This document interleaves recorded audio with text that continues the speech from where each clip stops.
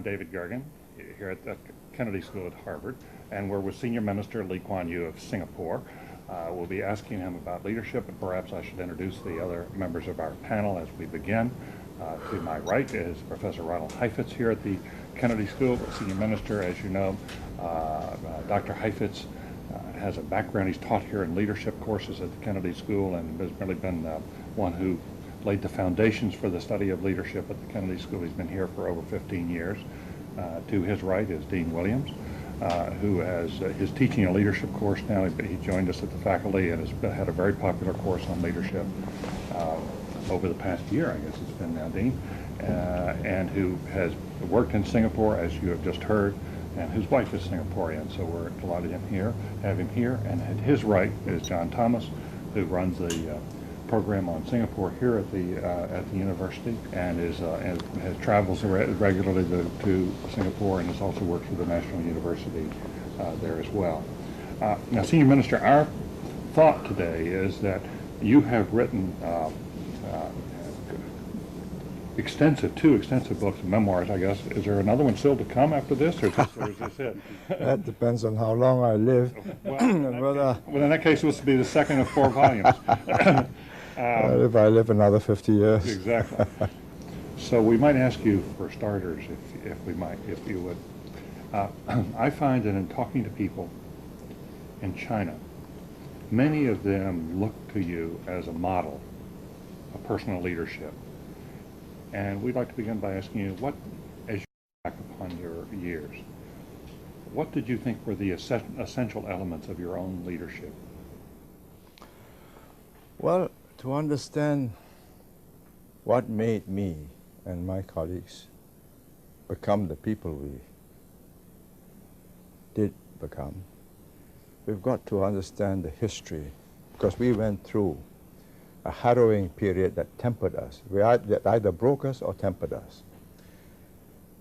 We lived in happy, placid colonial Singapore in the 1920s, 30s. We grew up there. And the British Empire would have lasted another 1,000 years, so we thought. Then the war broke out in Europe, and I'd been wanting to do law, which could only be done in Britain. So to mark time, because France had fallen, I was 18, I joined the local college, Raffles College, to do a humanities course, economics, English, literature, and mathematics. My generation did that. Then in our second year, in December 1942, although the signs were there, but the overconfidence was overwhelming. Never believed that the Japanese dared attack. And on the 8th of December, which was 7th, your deadline, about 4 a.m., they came over and dropped bombs. Utter shock. Then the war began, and in less than 1.5 months, they were right down from the peninsula, from Saigon, where they had based themselves, onto Peninsula Malaya, on bicycles and tanks, came right through at the gates of Singapore. All the guns were pointing out in a different direction. Then the bombardment started, and we saw within 1.5 months the total collapse of the British Raj. And the painting that the Japanese captured was symbolic. I mean, there was this tall, gangling Lieutenant General Sir Archibald Percival, top of his class in Staff and Command College in Camberley, with a white flag and a Union Jack. And there was this Tomoyuki Yamashita with his big sword, looking dominating. And the Dark Ages just closed in on us. 3.5 years of hell, butchery, brutality. Many didn't survive. I was fortunate, I did, but it changed us. I don't know why I was spared, just the luck of the draw, because they picked up all the healthy young men on the basis that they're likely to cause trouble, to polish them off. And anywhere between 50 to 100,000 were taken to the beaches, lined up, and just shot. 3.5 years of privation, reflection, changed us. What right did they have to do this to us? Why did the British let us down so badly? Churchill decided it wasn't worth the sacrifice. He was concentrating on the Middle East. Well, 2 atomic bombs and we were saved, otherwise we would have been destroyed. I mean, towards the end, 1945, when they knew they were losing and they were retreating all the way from the Arakan coast down, they built trenches into every hillock in Singapore, labyrinths, and they had every intention to be there until the flamethrowers incinerated them. But that big bomb and the Emperor's speech, and they meekly surrendered. Some committed suicide. Oh, British came back. Happy times didn't return because they lacked shipping, they lacked medicine, they lacked food. But gradually it improved. My generation then resumed our studies. I went to England, studied in Cambridge to do law, spent 3 years there, took my degree, and 1 year in London. But I was then watching them with different eyes. Can they govern me better than I can govern myself? Because they scooted when the Japanese came in. And why shouldn't I be running the place, my colleagues and I? So that was the beginning, and we went back, built up mass support. How to build up mass support? Here we were, a group of armchair politicians talking revolution in British pubs, crawling from one pub to the other. When we came back, we decided, let's start up with the unions, because there was considerable dissatisfaction with low wages and bad conditions. So we spent several years working voluntarily as honorary advisors. I was a lawyer, it's for free, and we built up a whole host of unions that formed the basis upon which we could base a party, which we did by 4 years later. I started in 1950. By 1954, my colleagues and I, we were about a group of 6 or so. We formed a party, and the communists joined us. This common enemy, the British. They were not really communists, they're just left-wingers, but some were. And that was the beginning of a life and death struggle, first with the communists. The fight with the British was the easiest because they were not putting up a fight. They just wanted to make sure that power was handed over to a group that wouldn't ruin the place and ruin their interests. The fight was with the communists, who wanted a different system. Then to defeat the communists, because of the demography of Singapore, we were 70% Chinese, and all of them believed that China was communist China was a tremendous success. All the glorious pictures coming out of huge steel mills and ships and plants. It was an uphill fight. So we said, like, let's join up with the Peninsula, rejoin them. Then it'll be 40% Malays, 40% Chinese, 20% others. So the communists can't win. But when we joined the Malaysians, other Malays, they were not keen on this kind of psephology. They wanted 50 or 60% Malays, and they win. So after less than 2 years, they said, leave or there'll be bloodshed. It was a fine judgment whether they were threatening us, not really wanting to have bloodshed, but just wanting to get rid of us, or maybe the old Tunku who was then in charge was really out of control, and the young Turks were determined to rough us up.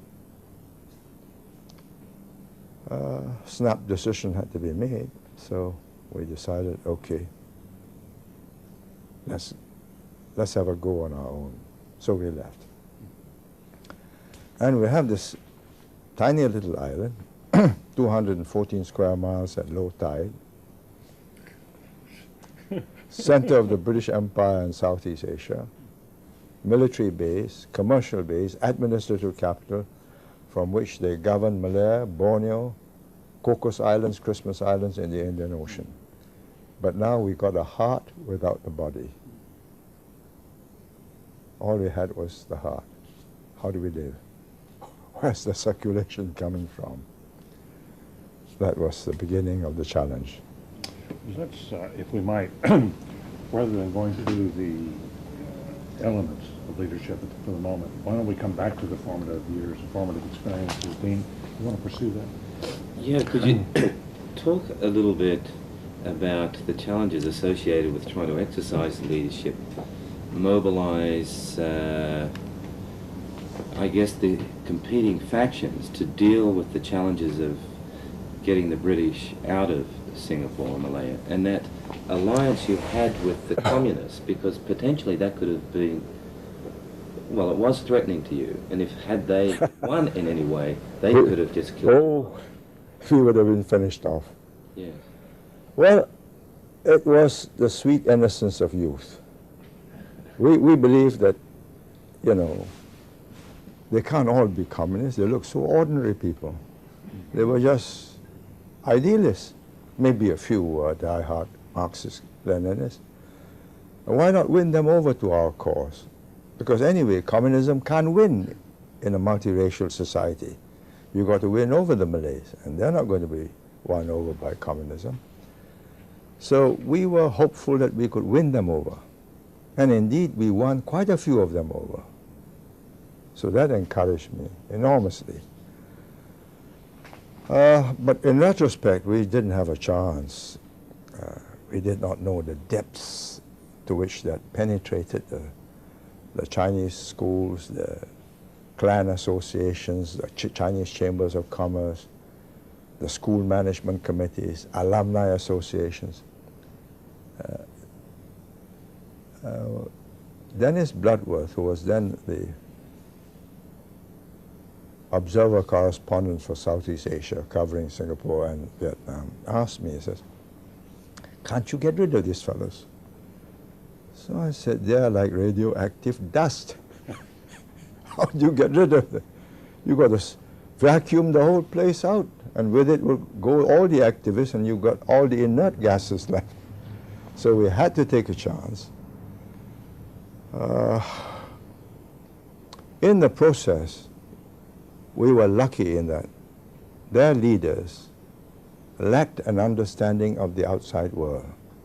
They understood the dynamics of conspiracy, you know, that we are on the same side, this cell takes orders from that cell and so on, and if you break the rules, bong.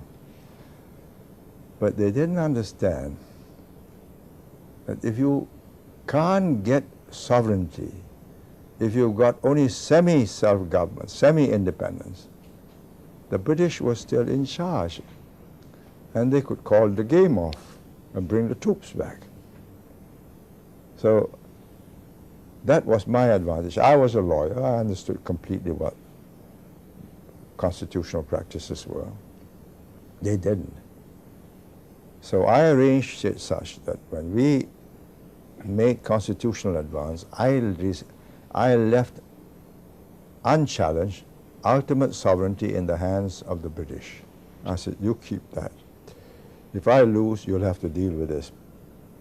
If I win, then I'll take over.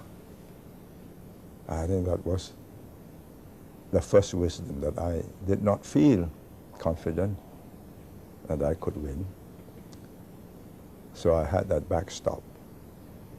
Were there moments of doubt when you were wondering whether at all you could succeed in the face of this challenge? Well, when they opened in 1961, just before May Day, May the 1st, the Tunku, Prime Minister of Malaysia, came out at a speech to the Foreign Correspondents Association and says, yes, he will have merger with Singapore, but not with Singapore alone, but with Malaysia, Sabah, Sarawak, and Brunei. That's the dowry for taking in troublesome Singapore.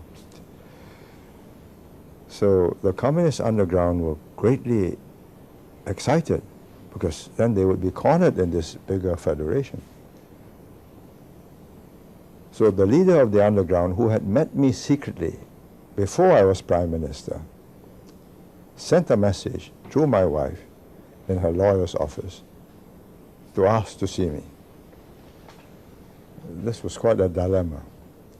The last time I saw him, I was just an MP. So I took him to the legislature, and if anything happened, I said, well, I was just meeting a constituent. But this time, I was the Prime Minister.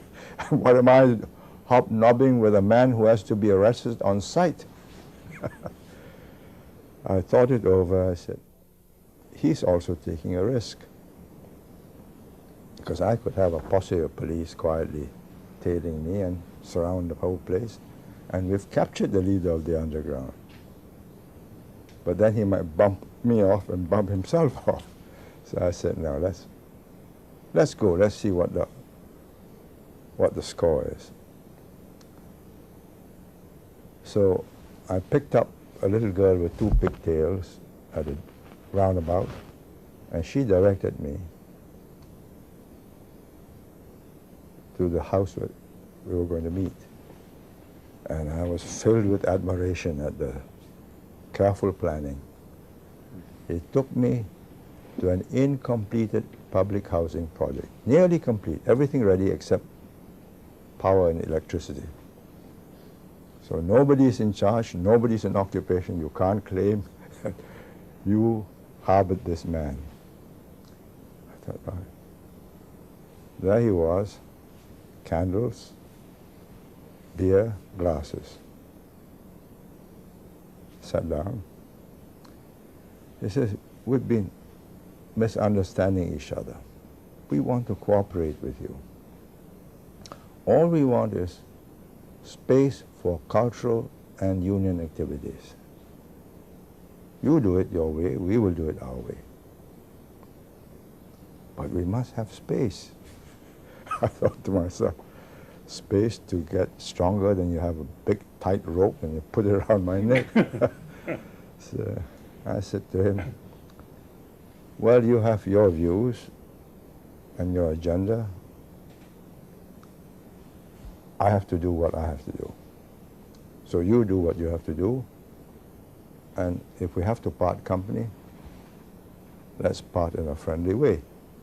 But I can't guarantee your freedom of action in this way. A few days later, he saw the Open Front leader and says, destroy the PAP government. Then they broke off and the fight began. And I wasn't sure we were going to win it.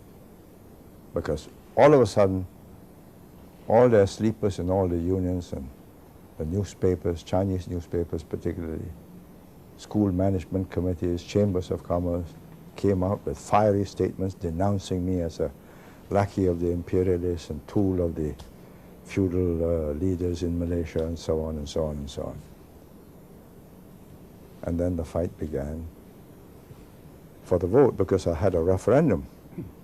I proposed a referendum to join or not to join Malaysia. And we campaigned for a whole year. We won it. They lost. I gave them no choice, because they had agreed with me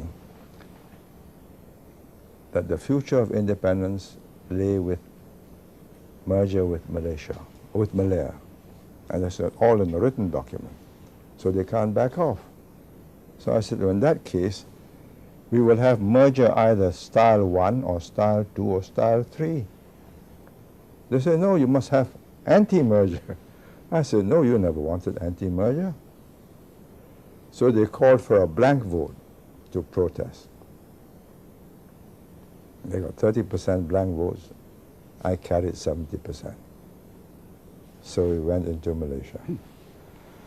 But in the process, this is where I mean, if Singapore had got independence straight away, we would not have succeeded. It was a fractious, strike-blown, riotous kind of people.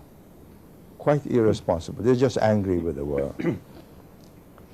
But having gone through this awful clash with dark forces that would engulf us, huge, massive rallies which the communists could mount to intimidate people, they decided that this was a very serious business and that we were not unworthy of their trust, that we were prepared to fight. Then having got to Malaysia, the Malays then mounted riots against us to browbeat us. And at that time, the police and the army were in the hands of the Malays. We stood up and said, no, you stop it. Let's have a commission of inquiry and put the Tunku, the Prime Minister of Malaysia, on the defensive. I wonder if I could go back a bit and then we'll resume the story to understand more fully what made you personally a leader of your people. Do you feel that you were born a leader, or were there episodes in your youth that shaped you as a leader and allowed you to move forward in the way you did and gave you the confidence to move forward? I don't think I was born a leader. I was born an activist, yes. I was not the ideal well-behaved boy in class. I never became a school prefect. I never became the school captain. I was always up to some mischief of my own, poking fun at some other student or whatever. There was a certain exuberance in me. What made me a leader was that when the time came, the group of us who were the core of the leadership said, you better lead, because I was the best speaker. You're the best speaker. I was the best speaker. I was the best speaker in English. But then the mass of the people who spoke Hokkien and Mandarin and Malay. That was sort of Chinese language, right? Yeah, so English was understood then, in the 1950s, by about 20% of the population. So I furiously started learning. Malay I was quite good at, because I grew up with Malay students, so I could easily use bazaar Malay, not polished Malay. Could easily make myself understood. But I then learned Mandarin, the Chinese language of the educated. Then discovered that only 20–30% of the population understood Mandarin. That the vast 70% spoke a variety of dialects, and the most understood dialect was Hokkien, Fujian, what Taiwan uses. So every day at lunchtime, instead of having lunch, I would sit down with a Hokkien teacher and laboriously and painfully learn to convert my Mandarin into Hokkien. And had I not mastered that, the battle would be lost by default. But because I mastered that, we were able to get our message through.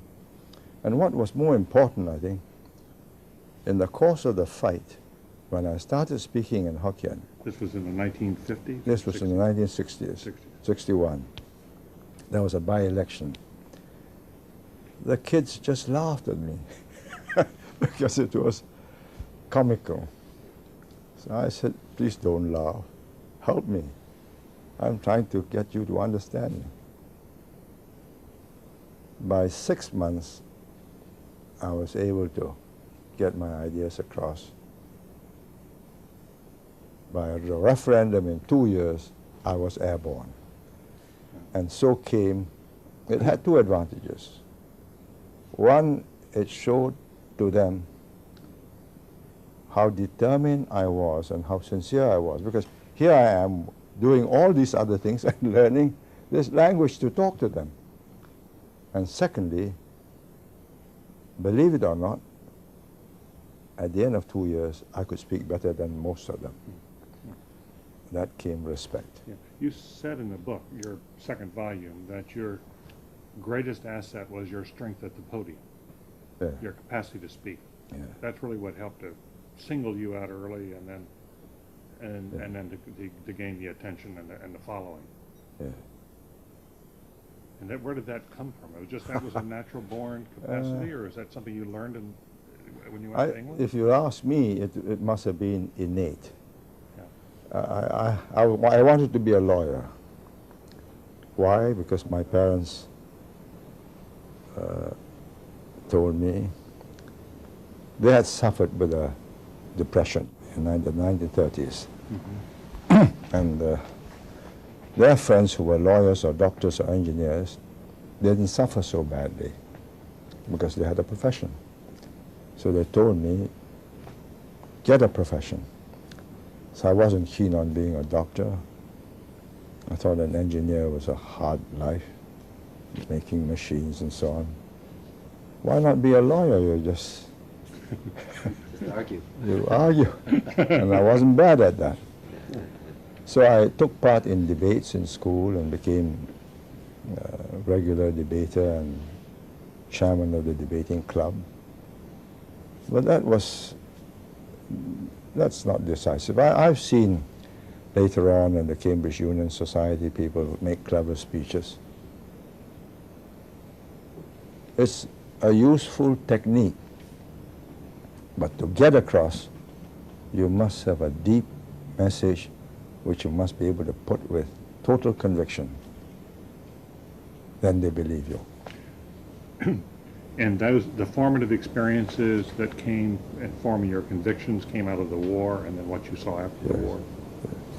Out of the war, out of working with the communists, fighting them, out of going into Malaysia and finding that we were ambushed by the Malay extremists who wanted the Malay-dominated country. And we had to fight them and said, no, what does the Constitution say? We are equal citizens. Then they tried to browbeat us. Blood will flow. But at that moment, when the troops were Malay, police were Malay, the people were greatly relieved and took comfort that here was a group that was prepared to stand up for them and said, oh, we are not scared. Okay, over our dead bodies. You kill us. And take the consequences, because at that moment, British, Australian and New Zealand troops were defending them against Indonesia's confrontation. And if they bumped us off, there'll be a tremendous row in the British Parliament, where I had many friends, in the Australian Parliament, where the Prime Minister, Robert Menzies, was also a friend, and in New Zealand. So they had to weigh the odds of having a mighty big row with their three protectors against Sukarno's forces, or settling in accordance with the Constitution. Come back to this point you made. It's not enough to make the clever speech. That anybody can do that, but what is important is the conviction that goes with it. Why is that? Why do you distinguish between the two? Well, because one is just a clever speech. They listen to you and they say, well, oh, smart fellow. But when you're facing a dire crisis and we say, as after a riot, I had to say, you're worried, so am I. I'm worried too. But let me tell you this, if we stay united, there are limits to what they can do to us. Let's have a solidarity movement throughout Malaysia, all the towns. And there are 40% Chinese, 40%, 20% Indians and others. That's 60%. We are the majority. And we might get some Malays to join us too. So that arithmetic, simple, vivid, they said, yes, we have a fighting chance. This is not a hopeless fight. We've got leaders who are not going to cut and run. And they also knew that I had a direct line to Harold Wilson, who was a personal friend of mine. From my labor days as a labor club member in Cambridge University. And I have friends who were students in Cambridge and in the Labour Party research department with whom we kept in contact. So they said, well, let's stay, let's not quit. So you must have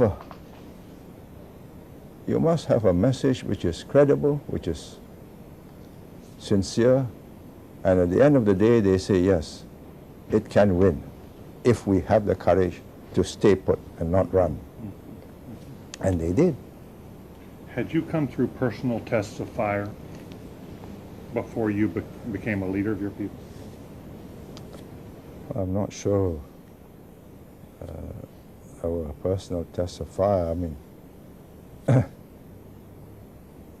my only test of between life and death was a bit of quick-wittedness.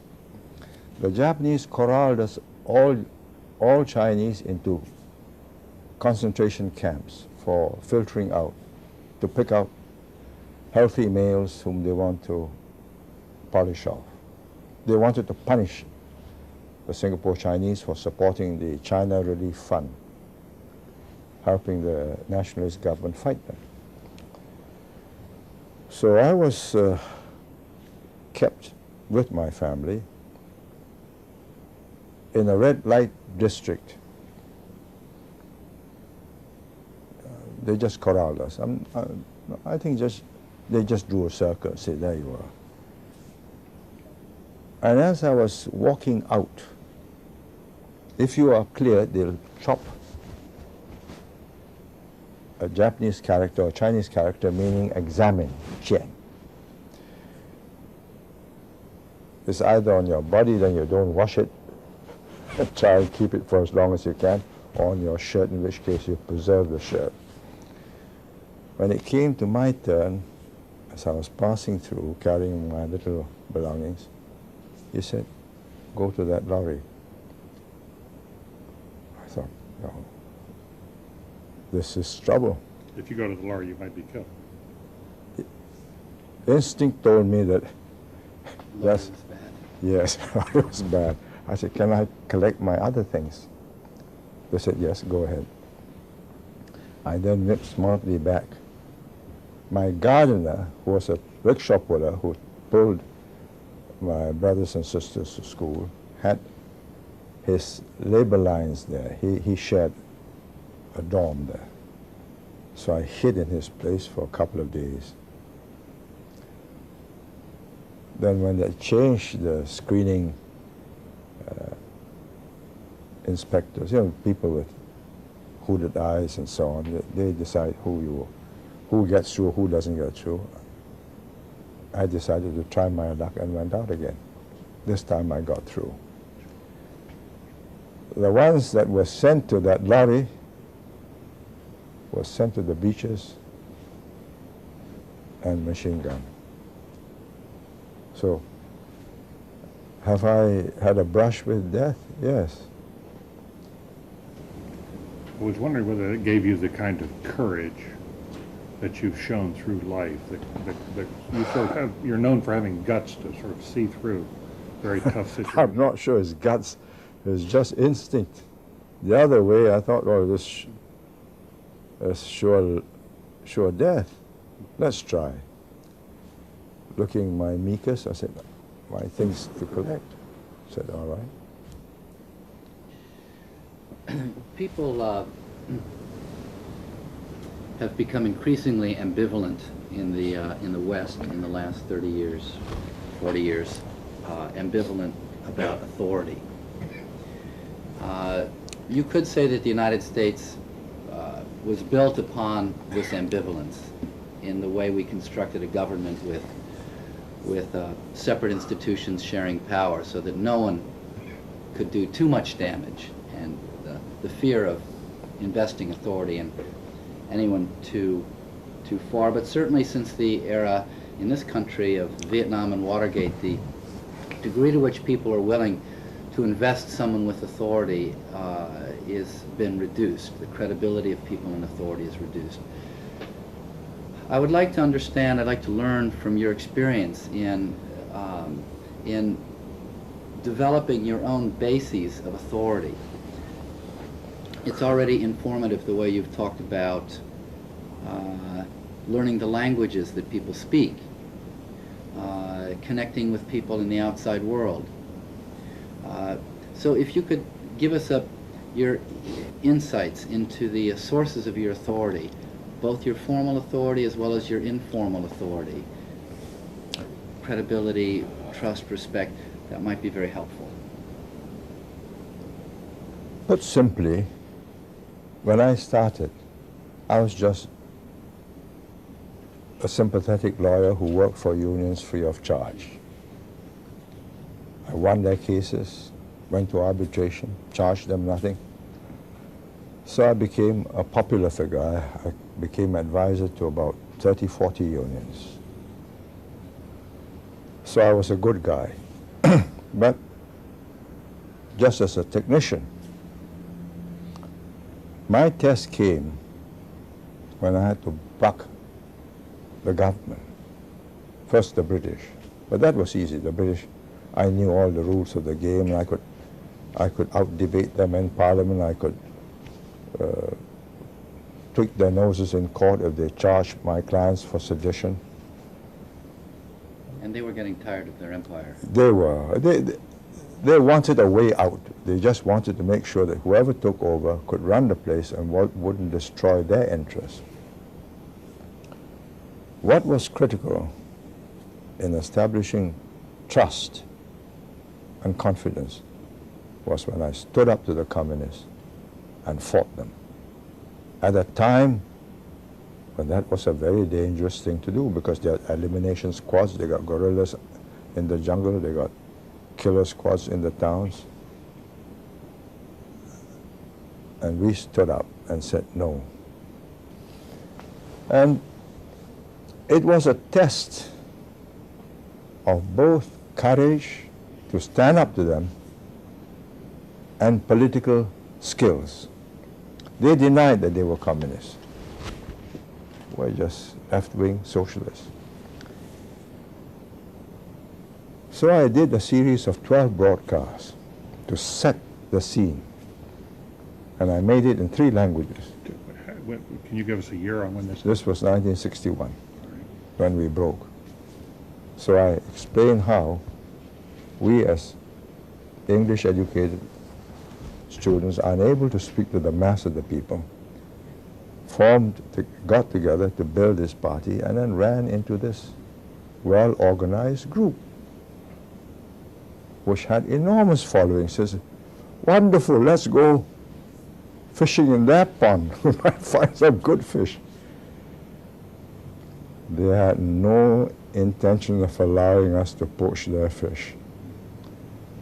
But when they said, we are honest, sincere socialists, just like you, I then revealed, onion by onion, I peeled off in 12 broadcasts. Yeah. And I described how I met the Plen, the chief who said he was going to work with me and so on. And it was convincing, because when I met the Plen, he said, we'll work together. you win, you release our people from jail. I said, yes, I have to do that. So I said, how do I know you are the boss? He said, you have to take my word for it. I said, well, I believe this city councillor is one of your men, and he has penetrated David Marshall, who was a Sephardi Jew, very bright fellow, a lawyer, non-communist, and he formed the Workers' Party. I said, you get him to resign. Then I will believe you are the boss. 3 weeks later, when I was in London conferencing with the British, I opened the Straits Times, and the chap had resigned. I thought, God, here was a man whom I had, when I became Prime Minister, I went to the special branch and looked up the files, and there was his picture, wanted on sight. And deep in the underground, chased by the police, he could send a message to this fellow he did not know, and the man resigned. So when I disclosed all this, credibility was established. The fight was on. In 3 different languages, those broadcasts. When I finished each broadcast, the director of the station couldn't see me.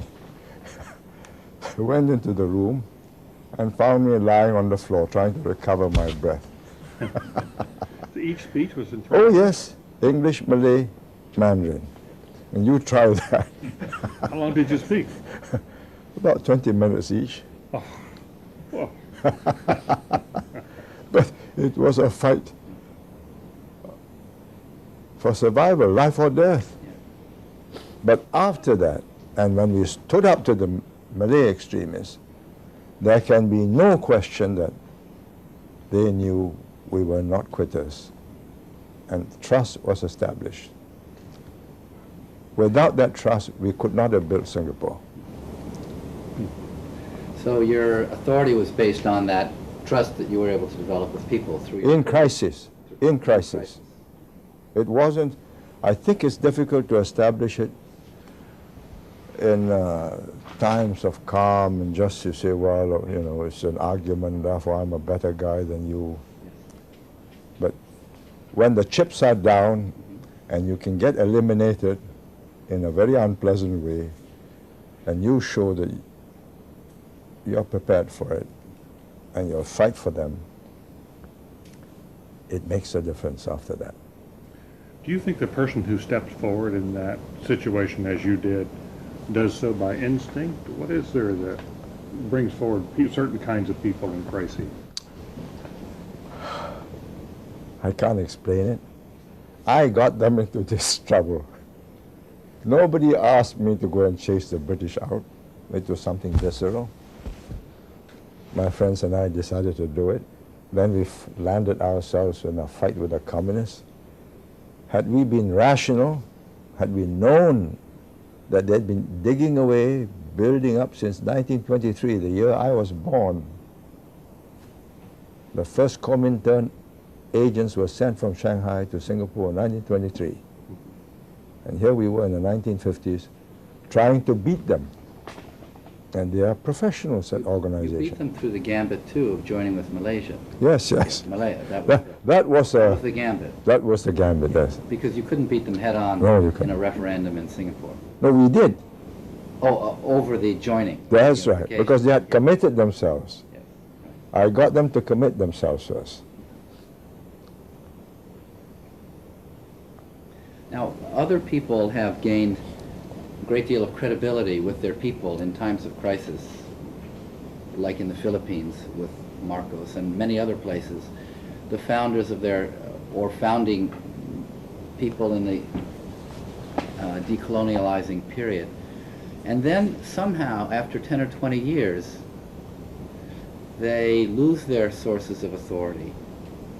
And they try to rely on their military as their major source of authority. Can you tell me, give me some sense of how your own sources of authority evolved, or how you continue to nurture along your own credibility so that you did not become subjected to a people's war or to a... Well, put simply this way, we knew we had a vicious opponent in the communists. Any peccadillo, any misdiscretion, any misdemeanor, and they will smear you in the coffee shops and destroy your character. The fact that I sleep in an air-conditioned room is a debit. So look at him.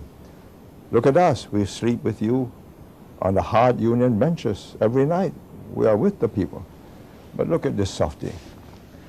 So we were very conscious not to give hostages to fortune. That if we became dishonest, we became ostentatious, we lived well at the people's expense, that was going to fritter away all this trust that we had gained. That was one half. The other half was to deliver. Yeah. So we delivered the homes, the schools, the jobs, the hospitals, homes literally that they own today. We gave them the land for free and charged them just for the building of the apartment, docked off the monthly salary, and today 98% of our people will own their own homes, and the smallest home would be about 3 rooms, would be $100,000, and the biggest would be about 300,000 US. That's not, once you own that amount of assets, you are not in favor of risking it with a crazy government. Your assets will go down in value. But that was planned. Yes. We planned that for 2 reasons. One, we had to have the children fight because it's a small nation, so everybody does national service. And if you're going to fight for all the wealthy people's big estates, that's not a good idea. So we gave everybody a stake. So not losing our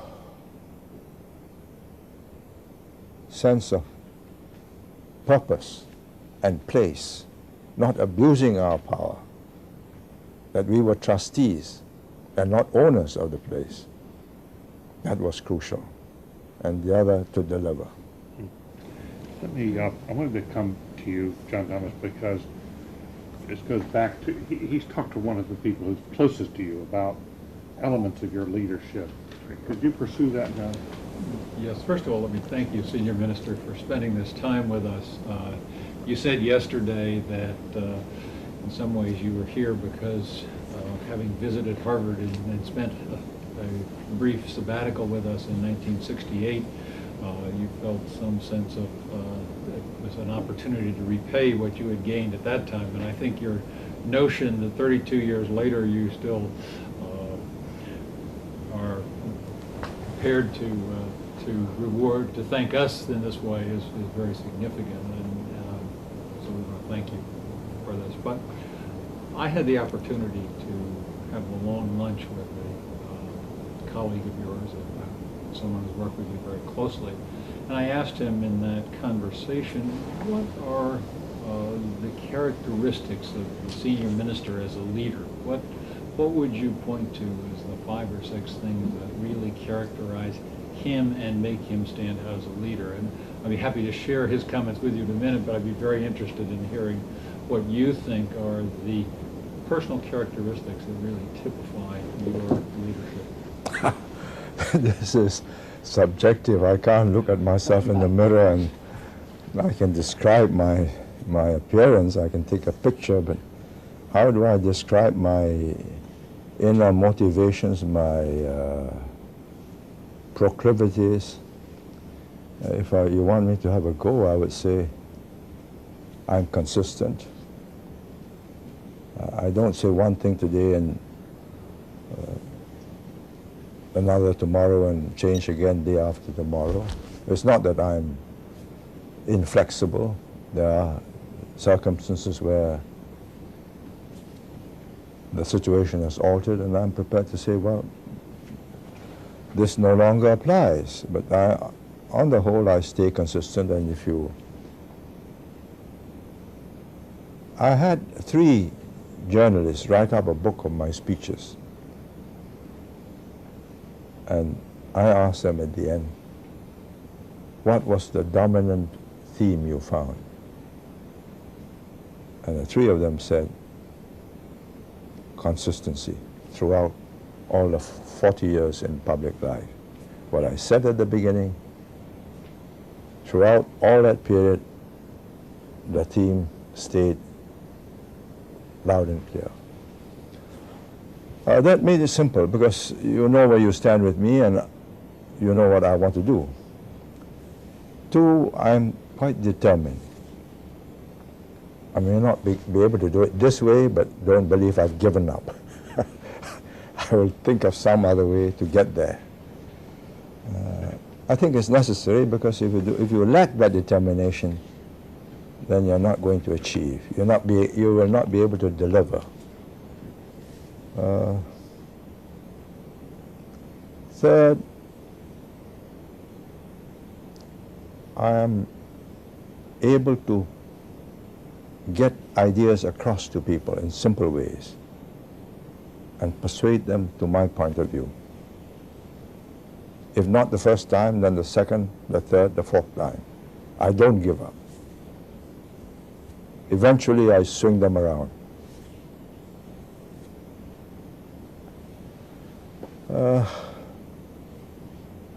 5th, I am true to my friends and colleagues. I don't place trust in people who don't deserve it, but those whom I feel are trustworthy, I give them total authority. I give them total mandate to do it their way. It's part of a Chinese saying, use man, don't distrust. Distrust man, don't use. Say that again now. Use a man, don't distrust him. If you distrust him, don't use him. And I would say I've been fairly good at sensing who I should not trust. It's part of the EQ problem. I don't think any leader could last for long if his EQ is weak, because you've got to depend on other people to help you do the job. And if you are hoodwinked and you place trust in people who are not sharing your views, you're in trouble. What did this man tell you? All will be revealed. 6 points, and I emphasize that I wrote these down in my own words sometime after the conversation, but the first one was one you made. He said he has a very strong sense of determination. Once he starts something, he will see it through. He persists, he will not fail, and everyone knows that. That helps. It seems to have. Stubborn. Second was he develops a broad vision of where he wants to go, and he connects things. He sees the implications much more fully than most people. Third was he has an unusual grasp of the environment. He understands context and what is possible. He knows where opposition will appear, what people want, such as security or opportunity. He understands hopes, and he understands history. Fourth, he understands the relationships between politics and policies. He understands priorities, preparation, what can be done, when, and how to do it. He reads extensively and he connects things that he has read at different times, sometimes widely separated in time, to get a deep understanding of a particular situation. And the last one, he gets the best people, whether they are friends or enemies. He always welcomes opposition and opposing views until he makes a decision. So those were his. Must be a great supporter of mine. I think that's fair to say. Senior Minister, could we come back to this question of emotional intelligence? It was so interesting that you raised that because, as Dr. Heifetz was just pointing out to me, you're known as a man of brilliance, as a man of extremely rational, careful thought. And yet you raised the question, you said, you know, without emotional intelligence, you can't survive as a leader. Could you sort of balance those two qualities off, IQ and EQ? Well, IQ, you can get beautiful paper done, complex formulas worked out, simple, elegant solutions in the end. But when you've got to get a team to work and put that formula into practice, you're dealing with human beings. And if you're not good at EQ, you can't sense that A doesn't get on with B. When you put them in the same team, it's no good. I had a very brilliant deputy, Go King Sui. He's a powerful mind, very sharp pen, good economist, good at anything he spends his time on. But he keeps on making mistakes, picking the best people he wants. He'll enthuse about somebody, say, oh, wonderful, he put up a paper for me. Then he says, I want him as my secretary. 6 months later, he'll come back to see me and says, oh, chap's no good, he lacks judgment, change him. He's unable to sense and feel a person. I had another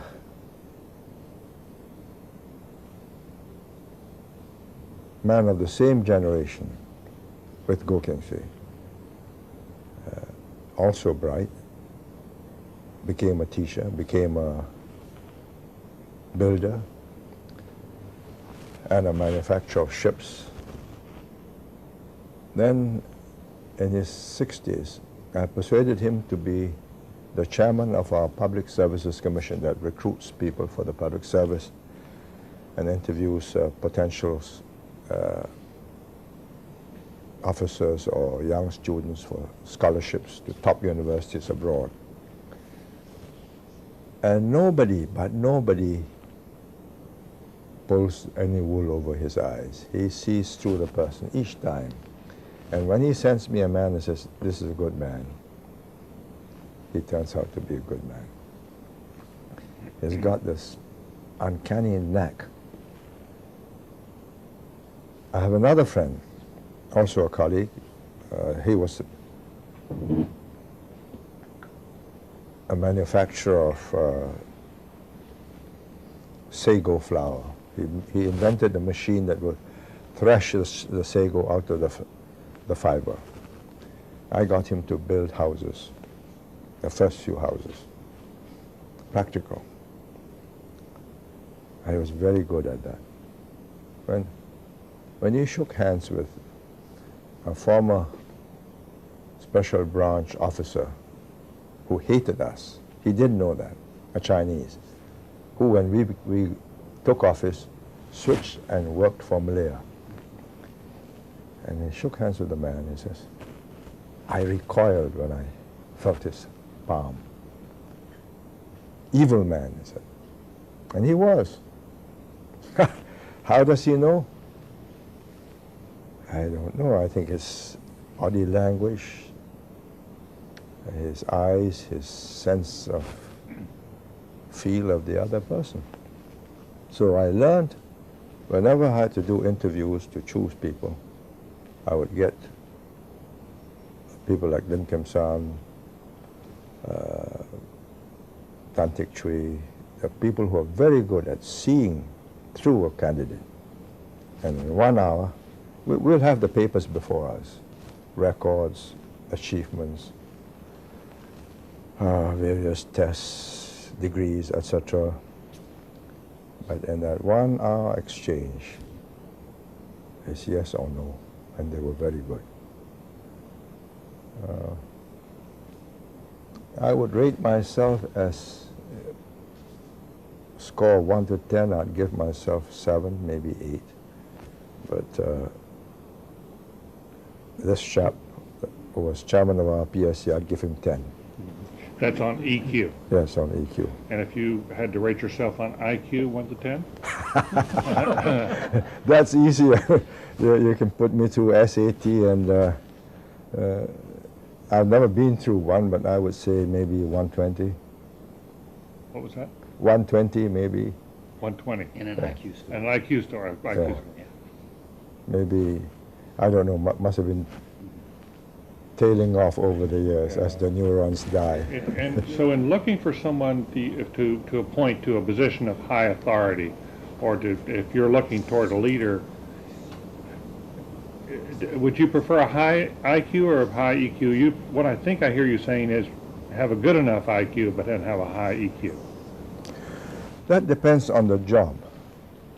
Supposing I wanted somebody to run the Institute of Cell and Molecular Biology and run a research project, then I would say, well, even if his EQ is not that good, but he will chase this thing down the tunnel until he finds what was the gene or what was the little thing that is needed, then I'd go for his IQ.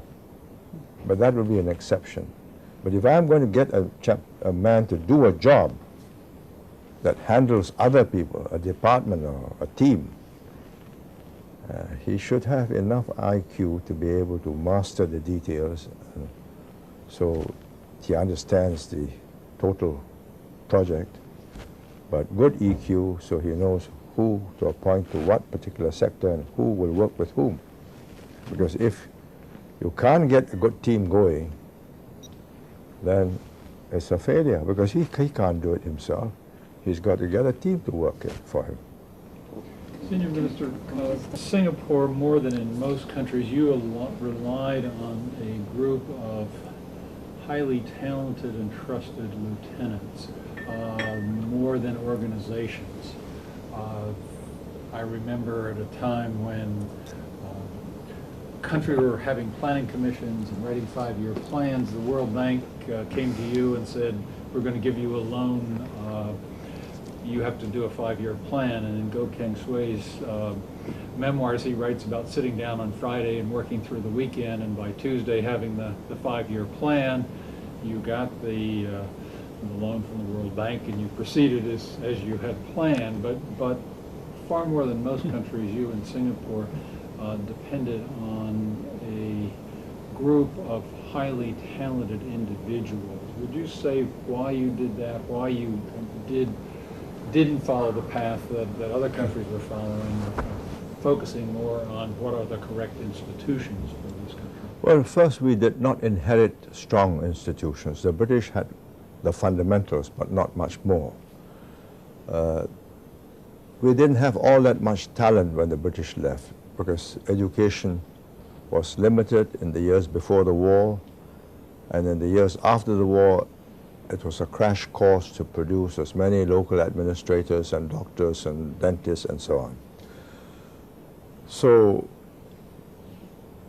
we had to make do with the best we can, given the civil service as it was, the university as pretty rudimentary, teaching only the basic subjects, no think tanks.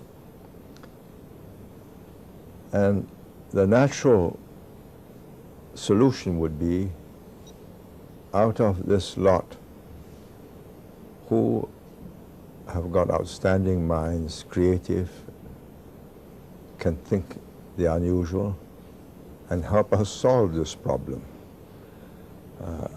By about 3 years, there are not very many of them. By about 3 years, you've gone through about 20 or 30 of them, and you've decided that these 6 are your key players. And they built the institutions. For instance, Hans Huyssen, who was a very talented administrator, a friend of mine, older than me by about 6 or 7 years. He was very good at picking winners. The present Prime Minister he picked. He introduced him because the present Prime Minister, Goh Chok Tong, had worked for him. He was a young officer who had gone to Williams College, came back, and he said, here's the shipping line, it's in the red, you turn it around. And he turned it around. It became profitable. And he could meet with shipping magnates in Hong Kong and never got tainted. I mean, in shipping, you pass each other golf clubs with, instead of golf balls, you have a nugget of diamonds or pearls or whatever. I mean, that's commonplace. So he picked another man who was a banker, whom he met as Minister of Finance. Is now Deputy Prime Minister and Minister for Defense. So he had this uncanny ability to say, this is a good man. And he built institutions. He built the Economic Development Board that had offices around the world to sell Singapore and bring investments in. He developed Jurong Industrial Park and hived that off into a whole company. He developed the Development Bank of Singapore, because our banks were not accustomed to lending money on manufacturing projects that may not yield returns for 4, 5, 6 years. So he formed this bank, got the other banks to contribute, but we took the lion's share. So he created those institutions, and so did the others. I mean, Lim Kim San started the Housing and Development Board, and from there a whole series of other subsidiary boards making sand, making concrete, making doors, standard doors and so on. But institutions as such came later when we had more talent to spare. Then you say, right, we'll have the Institute of Public Policy, and you put 6 or 7 bright people under one practical man or woman and say, look, study this, or Institute of Defense Policy. And by then we had a retired diplomat who was head of intelligence. He's now our president, and he started that. But it's a second stage process after you've developed enough talent and people had experience, talented people with experience in specific fields, then you institutionalize them. Again, I'd like to follow up on, I'd like to go to the question of corruption. You've made some references to it in terms of everybody needing to be clean of golf balls in Hong Kong, etc. Singapore in the 50s was a place of deals and corruption and sort of a freewheeling port city in which everything happened. However, you came in and you wiped this out. You have made Singapore probably the least corrupt nation in the world. You also got rid of organized crime in Singapore. I'm told, I'd like to ask you about this also, I'm told there is a famous film clip from Singapore Broadcasting Corporation, the early days when you went to the studio and you had a couple of members of the triads rounded up and brought into the studio, and you confronted them directly and told them that either they were going to leave Singapore or you were going to leave Singapore. But I'd like you to talk about the various ways in which you altered this very fundamental fact of Singapore life and made it such an exemplary. You can't alter it in one dramatic set of moves. This is an ongoing push drive, push, drive, never stops. But when we came in, corruption had already begun to creep. I mean, the government ahead of us was formed first by David Marshall, who was an honest man, a very able lawyer, and he didn't need to be corrupt. Then, when he resigned, a less able man called Lim Yew Hock took over. And under him was a very fractious government that was only held together because there was loot. So for about 3.5 years, it was beginning to get crummy and affecting the whole administration. This was one of our problems. We didn't feel strong enough to fight the communists to take over. But if we didn't fight to take over and we blocked the communists and we left this government for another 5 years, then we'll inherit a civil service that's corrupted. And then you've got weakened instruments, blunted instruments. So that forced us to take over. And when we took over, we decided that this was the critical factor. If we did not make it that every dollar that was put in at the top reaches the ground as $1, we're not going to succeed because we have few dollars. And the communists will just kill us. Look at it, another corrupt bunch. So we came in and we made a symbolic act. We dressed in white shirts, white trousers, and said we will be what we represent. We were also, of course, sickened by the hypocrisy and the venality of so many nationalist leaders that took power and within a short number of years just were living it up and running their countries down. So we had to be different. We knew the communists would kill us if we were not careful. And we had the incentive to want to see that every dollar reaches the ground. So we changed the rules, made it transparent, no discretion, everything was open. So if you do something unusual, your subordinate or your peers will notice. Then I also put the Anti-Corruption Corrupt Practices Investigation Bureau under my personal portfolio so that everybody knew that I'm personally going to lead this drive. So I gave the director the authority to investigate everybody and everything, all ministers, including myself.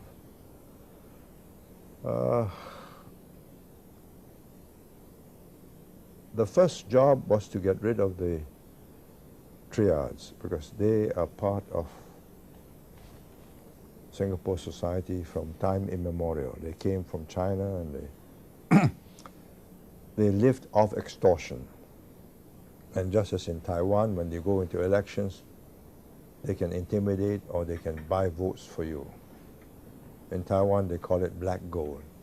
And I was determined that because we were in the opposition and Lim Yew Hock used the triads, we told them during the election campaign, this is your last chance. When we win, you're out. So do your worst. You're not scaring us. But of course, by that time, the groundswell was so solidly on our side, they knew that we were most likely to win and we will deal with them. So having won, we just polished them off. We had special laws which the British had passed called Criminal Law Temporary Provisions Act, where you can't have evidence against a criminal because of his triad links or drug smuggling or whatever. You can lock him up for 2 years. And it goes to a special advisory committee where evidence is placed, not necessarily enough for a conviction in court. So within 2 years, we cleaned up the lot. and many moved off to Malaya and other places, and they never came back. Had we got them back, because the police and the army was attacking the populace, so we used them to fight them, I think then they would have grown, which was what happened in other parts of the world. But after that, it's just one hard slog to make sure. The venality is a failing which sometimes is difficult to explain. I mean, the most difficult of all to explain was when my own colleague, who built up all these beautiful houses, he is an architect, very able organizer, called Teh Chang Wan. I've covered him in one of my chapters. He could have made a fortune outside just as an architect. But for some reason, he yielded to the temptation of taking $500,000 for adding an extra piece of land on a land sale, so that the developer has a neat little completed plot. Then he did that for another one. And years later it popped up. And the investigations had to start. He wanted to see me to solve the problem. I said, if I see you, then I'll be a witness in court. So best not see me. Better see your lawyer. He committed suicide and left. He left a note and said, as an Oriental gentleman who believes in honor, I have to pay the supreme price. Died.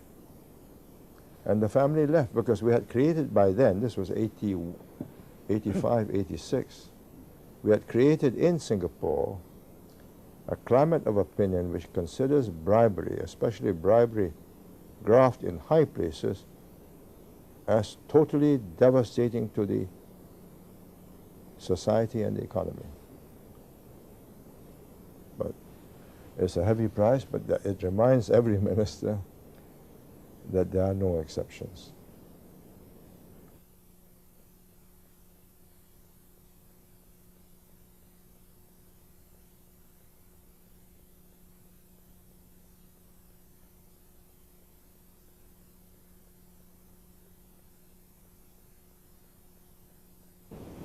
Let me follow up with a slightly different question. You have spoken at times of the importance of Asian values.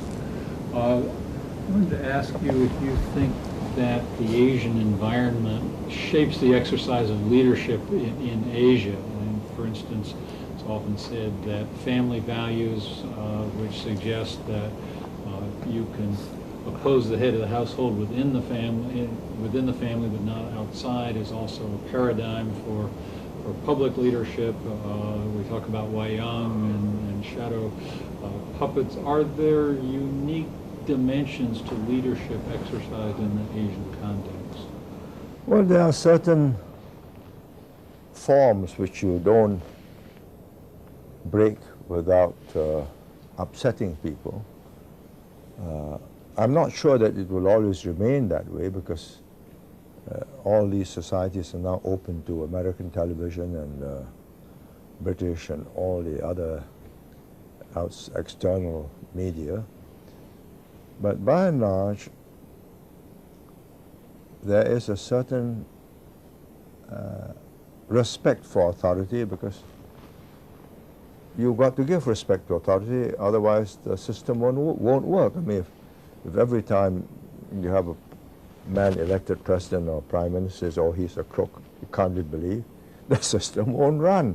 You've got to say, well, he's the prime minister. He may not have been the ideal. Well, he has the authority. Let's see how he works, how he exercises his authority.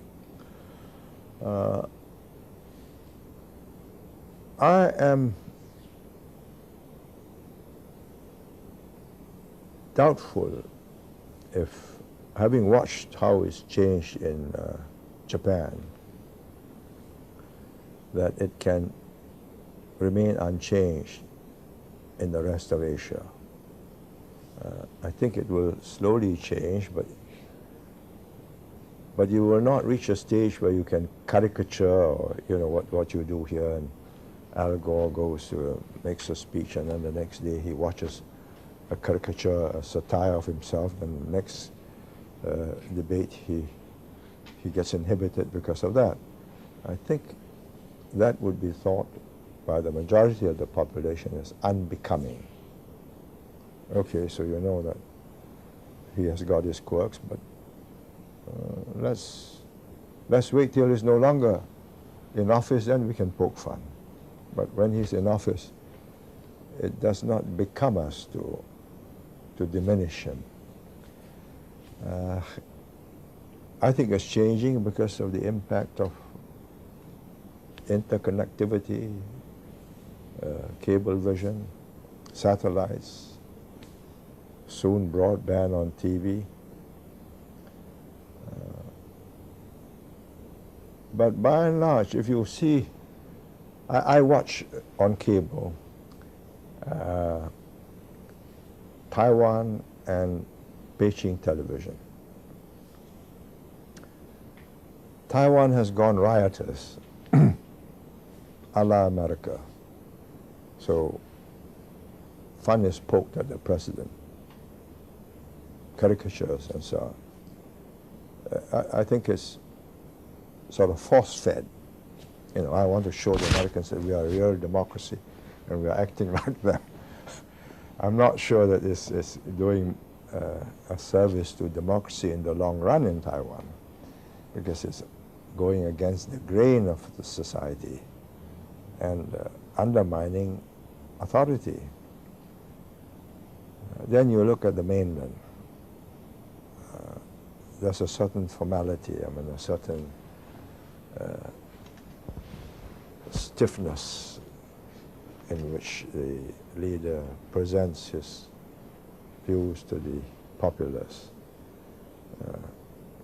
Of course, you get an exception like Premier Churumchi, where he will sit back and you can bounce any questions off him with a smile. He'll give you a full, complete, and sometimes a stinging reply, all done in good humor.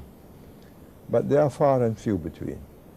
But I think we are in a state of flux.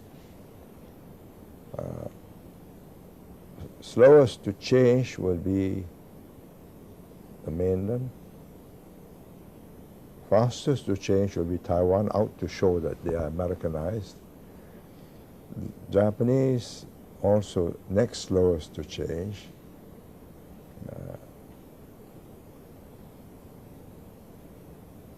In Indonesia, it's gone a little haywire.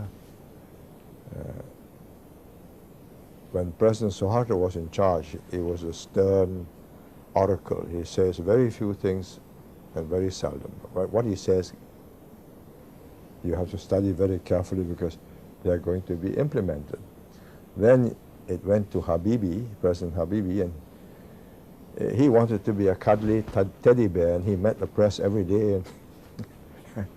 And in the process, made the presidency a very different kind of institution. So now you've got Abdul Rahman Wahid, president, very accomplished speaker of English, German, French, Dutch, Arabic. His eyesight not so good. But he's trying to go back to the Suharto Delphic oracle. Can't go back. The place has changed. The media is wide open. Habibie had encouraged it or couldn't stop it. So I think they're in for a very open season. Everything's sold. Real news, false news. I don't know whether it's true or untrue, but there's a picture of a woman sitting on the president's lap with the president's arm around her, and in Suharto's time, I think that whole publishing house would have been captured and burned. But now you have this attractive, titillating picture being reproduced by all the others, and the woman was encouraged and produced more pictures. So it keeps the story going. So I think these are countries where the style of leadership is undergoing a transition. We have students from around the world in our leadership classes and other classes. Do you think that we ought to try to make distinctions between leadership as it's exercised in one part of the world or another? Leadership has to be exercised in the context of the society it is in. Yes. Without that context, it doesn't make sense. I mean, if you take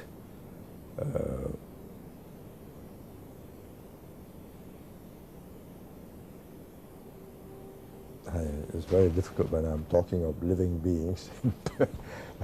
If you take, let's take past leaders. Margaret Thatcher could only operate in the way she did, and operated effectively during the years of her prime, from 1979 to 1990, because of the context. I mean, the society had been in a malaise. Successive Tory Labour governments couldn't get the country going, and she was determined to change it. And she was a grocer's daughter, and the Tory blue bloods determined not to allow the people to forget that. But she said, well, so what? Change it. I think had it been in Australia, she would not have faced that kind of social snobbishness, which made her job more difficult. So leadership has to be exercised in the context of your society, of a particular society, the values, the habits, the patterns of behavior of that society. I'm not sure that if you get Mr. Mori to go to Taiwan and lead the Taiwanese people, I think he wouldn't fly, because immediately he'd be put on camera and says, 5 questioners. And that's not the way the leadership is resolved. There you meet quietly, and Mr. Obuchi passes his view on his as he was ill on his deathbed, and says, please settle this. And so Mr. Mori emerged. So, but he can only govern in that society. Would you say that for yourself as well? Certainly in Singapore, some Singaporeans would say, oh, if only Prime Minister Lee were heading China or India or even the United States for that matter, it'd be significantly different country. I mean, CEOs change companies all the time, so essentially what you're saying, the contexts are too radically different. You can change CEOs within companies sharing the same culture. So you can take 2 French companies, you can change CEOs. I mean, Thierry Desmarais of Total took Elf Fina, so it became Total Fina. Then he took Elf Aquitaine, so it's Total Elf, Total Fina Elf. But they are all of a similar culture. When Gergen took over, Daimler took over Chrysler, that's a cross-border merger. Mr. Eaton resigned after a short while, and there's still an incomplete job of fusing the two cultures. So it's not comparable. I mean, and countries are very different. From each country is more different from the other than one company from another. Are there some values that are go across cultures that will be respected? Your consistency, for example, or your authenticity, because you spoke from conviction. There must be some of these that are fairly universal, but may change on the margins within different contexts. Well, but not. I will not be able to be as effective, Yeah. and because they will not identify with me. I mean, let's put it this way. I was in Malaysia for 2 years, 63, 64, 65. And at the time I left, many people identified my views as their interests. They have seen how Singapore has lived up to those views. But the younger generation has grown up in Malaysia, having to comply with a different framework within which they can grow. Now, if I were to go back and make the same speeches or an updated speech of what I made, say, in 1965, they'd be terrified. Say, God, we'll have another riot. Because they would now be conscious of the fact. I mean, they have accepted Malay dominance. And just the other day, I mean, somebody suggested that perhaps it was time not to have the special economic privileges for Malays, the Bumiputras. And there was a tremendous uproar from UMNO youth. So, you know, reminding everybody of the bloodshed in 1969. So the context has changed. So whilst these values may still be admired, the consequences of implementing those values in the new situation would be quite disturbing for them. What about with Singapore today, where the context is changing? And I think in 1990, was it, where you let go of the reins and moved from the foreground to the background as senior minister? Was that had something to do with the shifting context, that you felt like you could no longer be as effective personally as you wanted to be, or there was a need to manage the transition to ensure that there was a new capable and committed group of leaders running the country? Because it's unusual in many countries, people, your contemporaries, would either be thrown out or die in office in their old age. But I had a responsibility to make sure that the system would work after me. And as you know, there were serious doubts as to whether the system would survive me. My simple calculation was thus: let me carry on for another 5 years. I won the election. What does that prove? That I'm vigorous, that I'm still agile, I still can get things done. So what? And the country has got to cross this watershed of a long-serving leader who had customized the way in which he runs the government. You know, it's like one of these motor car seats and steering wheel where everything has been configured to your shape of your hands, your fingers, and you press the button and reset your way. Or should I get out, allow the system to loosen up, get the new leader to reconfigure the government, reconfigure the driving seat, help him so that there are no crashing of gears? Now, between the two, one, I've only proved that I'm still healthy. Two, I would have done an immense benefit to the country, to the government, and to myself that I've got a government now in place that can do without me. I was useful for the first 2 years, 3 years, but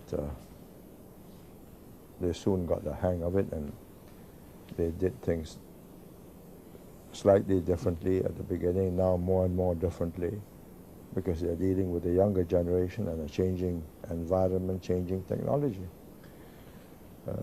It has to be different, and I think, let's say I've hung on for another 10 years. It would be a disaster. I watched Suharto go down in 1997, and I thought to myself, you know, if only he had stood down a few years earlier, he would have been a great figure in Indonesian history. Senior Minister, you write in your book about one of the major challenges you had early on was to change the attitudes of the Chinese in Singapore about military service so that they would be more embracing of it, and you could form an army. And you had faced other challenges like that about moving the population, moving their attitudes, changing their views. How does a leader do that? How do you cope with a problem that's very large for your society and you want to change habits and attitudes of the population? We faced, and the people knew we faced, a dire threat. When we became independent, our 2 battalions, which had been formed during British days, had 60% Malaysians, and the commander was a Malaysian, because the forces had been integrated. And the Tunku intended that they should stay there. So the population was fully aware, alive to the fact that if we don't have a force to defend ourselves, we'll always be bullied. So how do I change this? Well, first, I had the advantage of fear that if we don't have this, we are in trouble. Second, we formed immediately, more symbolic than any additional to our military capabilities, we formed a special platoon or company where all MPs and political leaders took military training and weekends and marched past during National Day. Bold, brave soldiers. Then we formed school cadets, both for boys and girls, and school police cadets, so that the police will not be treated as enemies. They are your own children. They're going to look after you.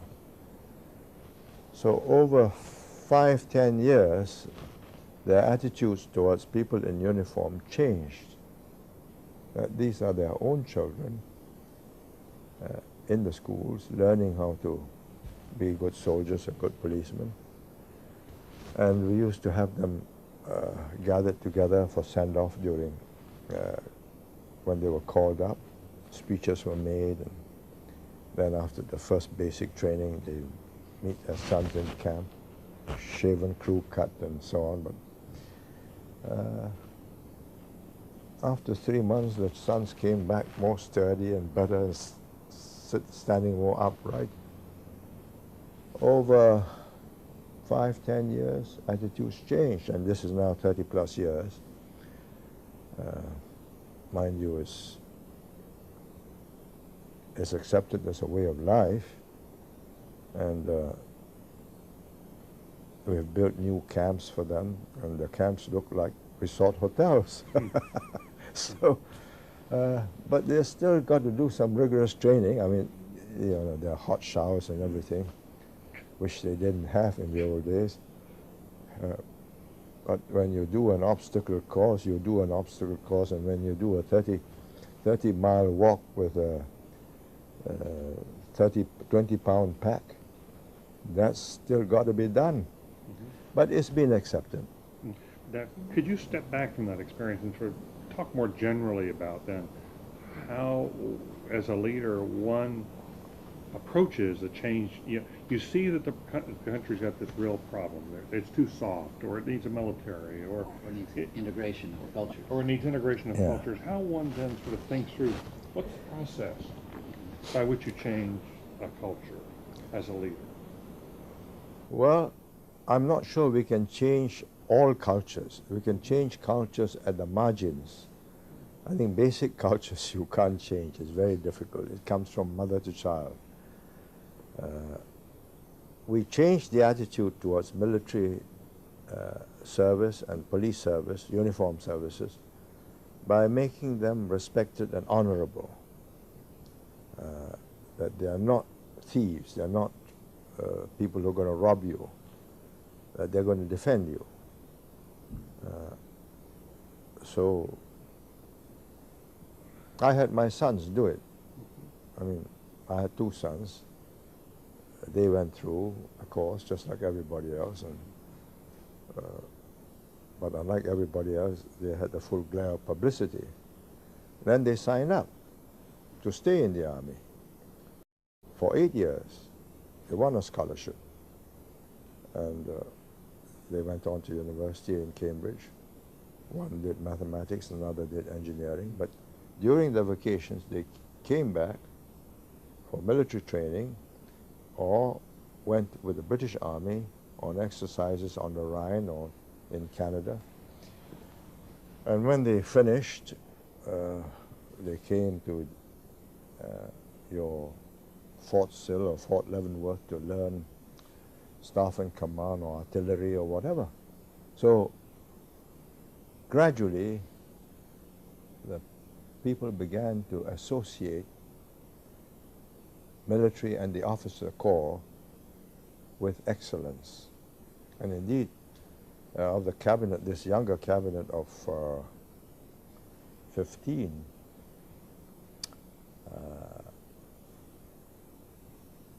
there are 5 who are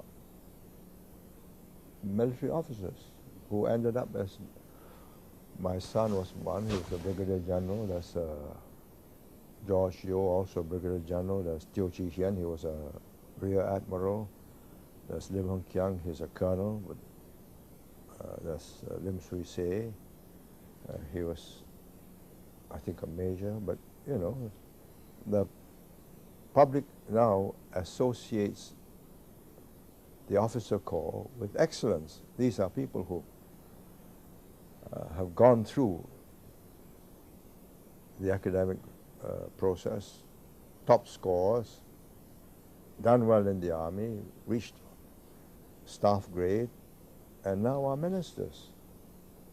So perceptions have changed, and we did that deliberately. We have a fast flow through in the army, in the armed forces, because it's always a young force. So by about, when they sign up, they know that by the time they are 30 plus, they can start a second career. And we usually send them off to business school or, you know, Harvard, Stanford or whatever, and then they start a second career. Were you thinking in the long term back then? Oh yes, indeed. Yes, realizing you're going to it's going to take, you know, decades Yeah. to shift values and change mindsets. Yeah. Well, we had to start, but we have done, we have shifted the values. But we have some problems now because parents are wealthy, so they say, why should my son serve a bond for 8 years? Let's make it 4 years, or I'll pay for my son.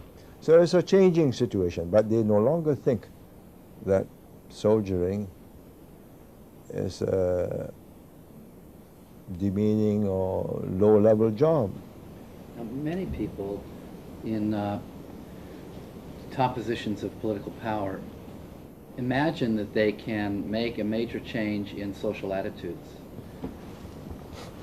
either through the use of their formal authority or through the expert fashioning of some brilliant policy piece of engineering. In either case, that the work can get done quickly and authoritatively and expertly. For example, President Clinton tried in his first year of office to change a seventh of the nation's economy in healthcare, which affects every single person's own deep anxieties about the care of their parents and their children and themselves, and deep in economic investments very quickly through policy instruments, rather than seeing the need to. So, on the one hand, you've been, from the West, some people worry about your authoritative capacity, and yet you keep describing the pacing at which you're, the slowness, the use of these various vehicles to work the public, working issues at a rate that people can take. Yeah. So, can you speak about the uses of, because there must, at some time, given how much authority people were willing to give you, there must have been a deep impulse to wish that you could simply fix this problem quickly. No, some problems can't be. The more deep-seated emotionally a problem is, the slower it is to resolve. You take language and religion, they're deeply held beliefs. We had to change people that spoke four major languages and many different dialects into one working language, or we'll never succeed. Now, had I passed a law and said, you will all learn English or you will all learn Chinese, we would have had mayhem, riots. So what I did was, okay, you can go to all these present schools, and there are Chinese schools, English schools, Malay schools, Tamil schools, but you will learn, if you are in a Chinese school, you'll learn English, English school, you'll learn Chinese, if you're Chinese, or Tamil, if you're Indian, or Malay, if you're so on. So you will all learn two languages. Then, by a process of who gets the best jobs, the parents soon decide that they will send their children to the schools teaching English as a first language and Chinese or Malay or Tamil, the mother tongue, as a second language. There was no forced use. Had I did that by diktat, there would have been a serious uprising, rejection of me as a ingrate and forgotten where I came from, and I lost my Chinese roots. But they watched and saw who got the best jobs, and they switched. And I finally, it took a long time, from 1965 to 1981. And in 1981, I was able to get everybody into the English schools, English meaning English first language, mother tongue second language, and I was able to change the university teaching in Chinese into teaching in English. But you must have set up incentives for the people to make sure that the people who got the best jobs had to speak. No. There were no incentives. The jobs were there. The jobs were already there. The jobs were from the multinationals, from the banks, our banks and multinational banks, whether they are Japanese multinationals or German or European or Germans or French or British or Americans. They all used English. You picked English because that would play to the market. And Yes, that's of where the course. opportunities were. That's so right. that it dovetailed with Yeah. reality. That's right. So there's also a way in which, in retrospect, it looks as if you were a brilliant master strategist, being able to see over 16 years, in the case of the language, what steps needed to come before the next. But I wonder how much of it is really an improvisation, in which you run an experiment and then you smell and sense what's next depending on the outcome of that experiment. I did not want to have 16 years, because in those 16 years, I lost 20,000 Chinese graduates who had poor jobs. I wanted to make it shorter. I couldn't. I would have run into flack. So to what degree do you think that your leadership has had a strong improvisational Oh, component. very much so. You have to watch how far you can go without snapping loyalties. I mean, one of our strategies was to make Singapore into a first world oasis in a third world region. The physical infrastructure is easy. I mean, you get best contractors, best designs, you got best airports, best container port, telecoms, whatever. Good buildings. But you got to change the behavior of people.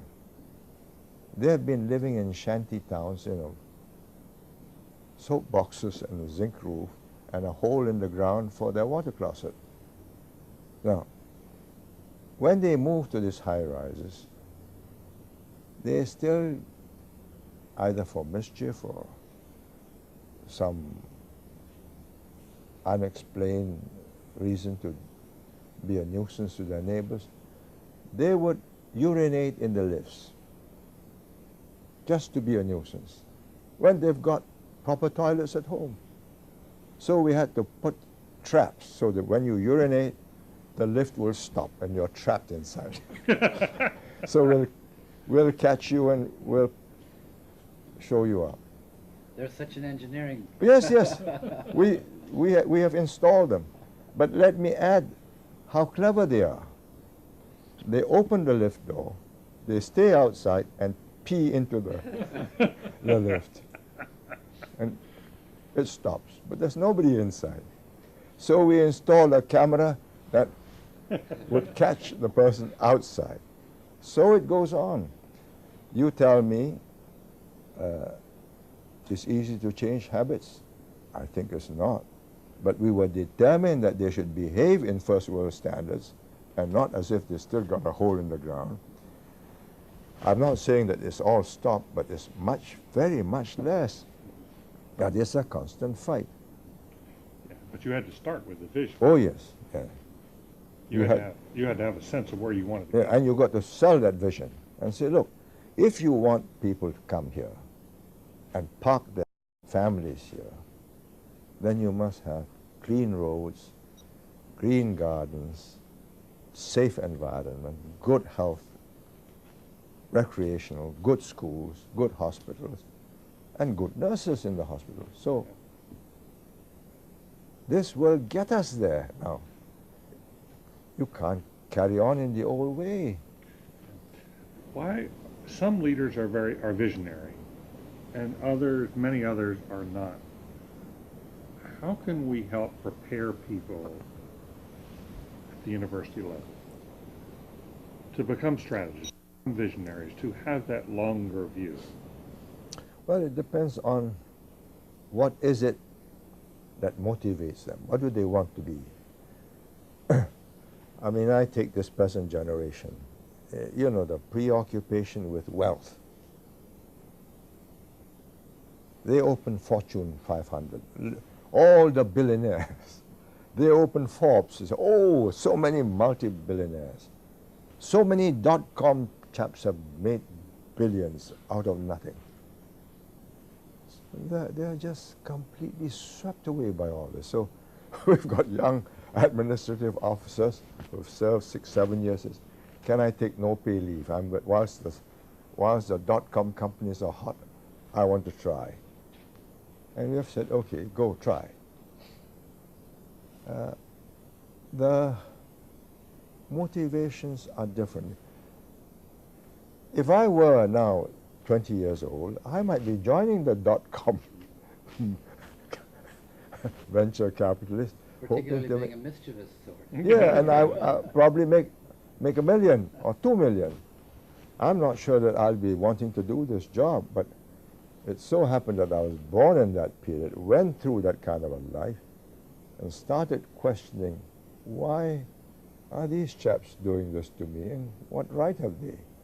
And that, I don't know, tempered, fused something in me and the group of us, and we became different. But the problem now is you say, right, give them a vision. How? Well, I have given the second generation that I have brought into office as much of a transfer of data, historic perspective, so that they understand the responsibility is now with them. And as I wrote in my epilogue, the fact that we have succeeded in the last 35 years does not mean we're going to succeed in the next 35 years. The fact that these things were done that way and succeeded does not mean it will be done the same way. You got to start thinking, you got to start adjusting, you got to make use of new technology, new methods, seize new opportunities. But I think what I have succeeded in doing, what my colleagues and I have succeeded working with them for the last 15, 20 years, is that they have that sense of trusteeship that if they give up, then 4 million people will just come to nothing. They'll be lost within 5 years, 10 years. So they got to hold this place together, make it work, keep on recruiting good people, seizing good opportunities, change course when necessary, and seek success where success can be found. Well, what is the new vision of Singapore? What would the new vision be? And how will somebody come up with it? I don't think that's my job now. I did not foresee this present Singapore when I started in 1965. It's the result of so many factors, changes in technology that makes that has shrunk oceans. You can just take an airplane ticket like you take a bus ticket. Could I have foreseen that from a backwater we now have 5-star hotels that will serve you food from anywhere in the world, because we have airlines coming in from 80 cities around the world every day. You can have Texas steak, you can have California. In 1965, it's the result of so many factors, changes in technology that makes that has shrunk oceans. You can just take an airplane ticket like you take a bus ticket. Could I have foreseen that from a backwater we now have 5-star hotels that will serve you food from anywhere in the world, because we have airlines coming in from 80 cities around the world every day. You can have Texas steak, you can have Californian steak. Here at the Kennedy School, we're focusing on training and developing people to exercise leadership.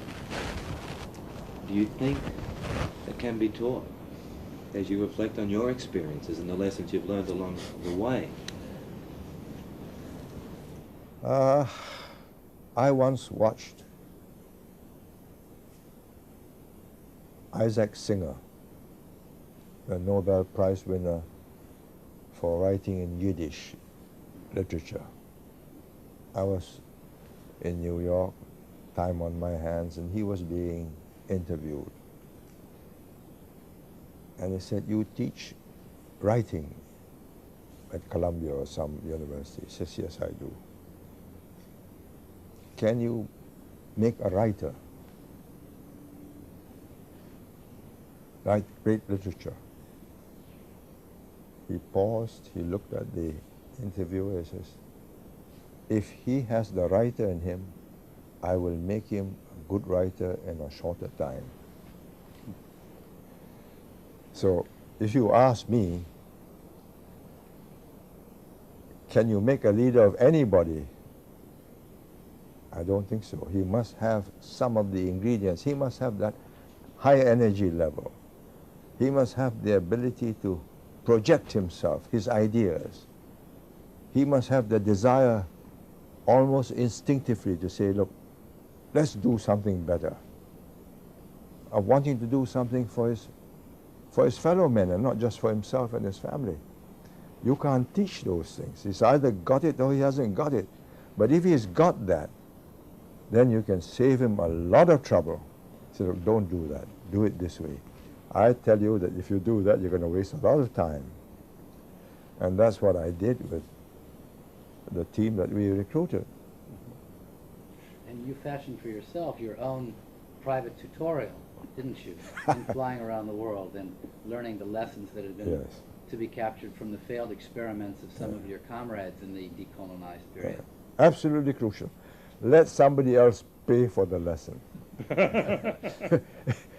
If you are stupid enough to go and do exactly what he's done and you're paying for it, then you're losing your opportunities. I just go watch and say, oh, that's so, that's a no-no. So how important is the travel portion of Oh, learning? very much Seems so. like it's critical to your whole life. Absolutely. I'll give you this example. It's better now. I can judge the state of an economy of a country by the state of the guest house. Yes, by the state of the guest house. I went to Egypt, Cairo, first time in 1962, and I stayed in one of Farouk's palaces. Beautiful brocades, rich linen with F on top, deep carpets, super bathtubs, wonderful place. I went back. Then they got caught in the 7-Day War.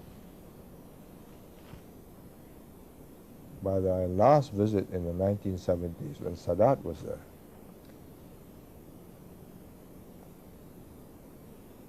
the linen had gone and there's cotton. The curtains had also been in a state of disrepair. And when you flush the toilet, instead of going down that way, it came up this way. Oh my, that's Well, yeah. I have not been back, so I'm quite sure that now with development things have improved. But I don't have to go out. So when I started, in the days before we had hotels, I told our controller of the household, I said, before the guest comes in, you better stay there. Make sure that every closet works, that the air conditioning works, that if it's too cold, you can adjust it to make it warm or whatever, and that nothing breaks down. Because they're going to judge us and invest or not invest depending on how they see we run this place. Could I, Go ahead, please.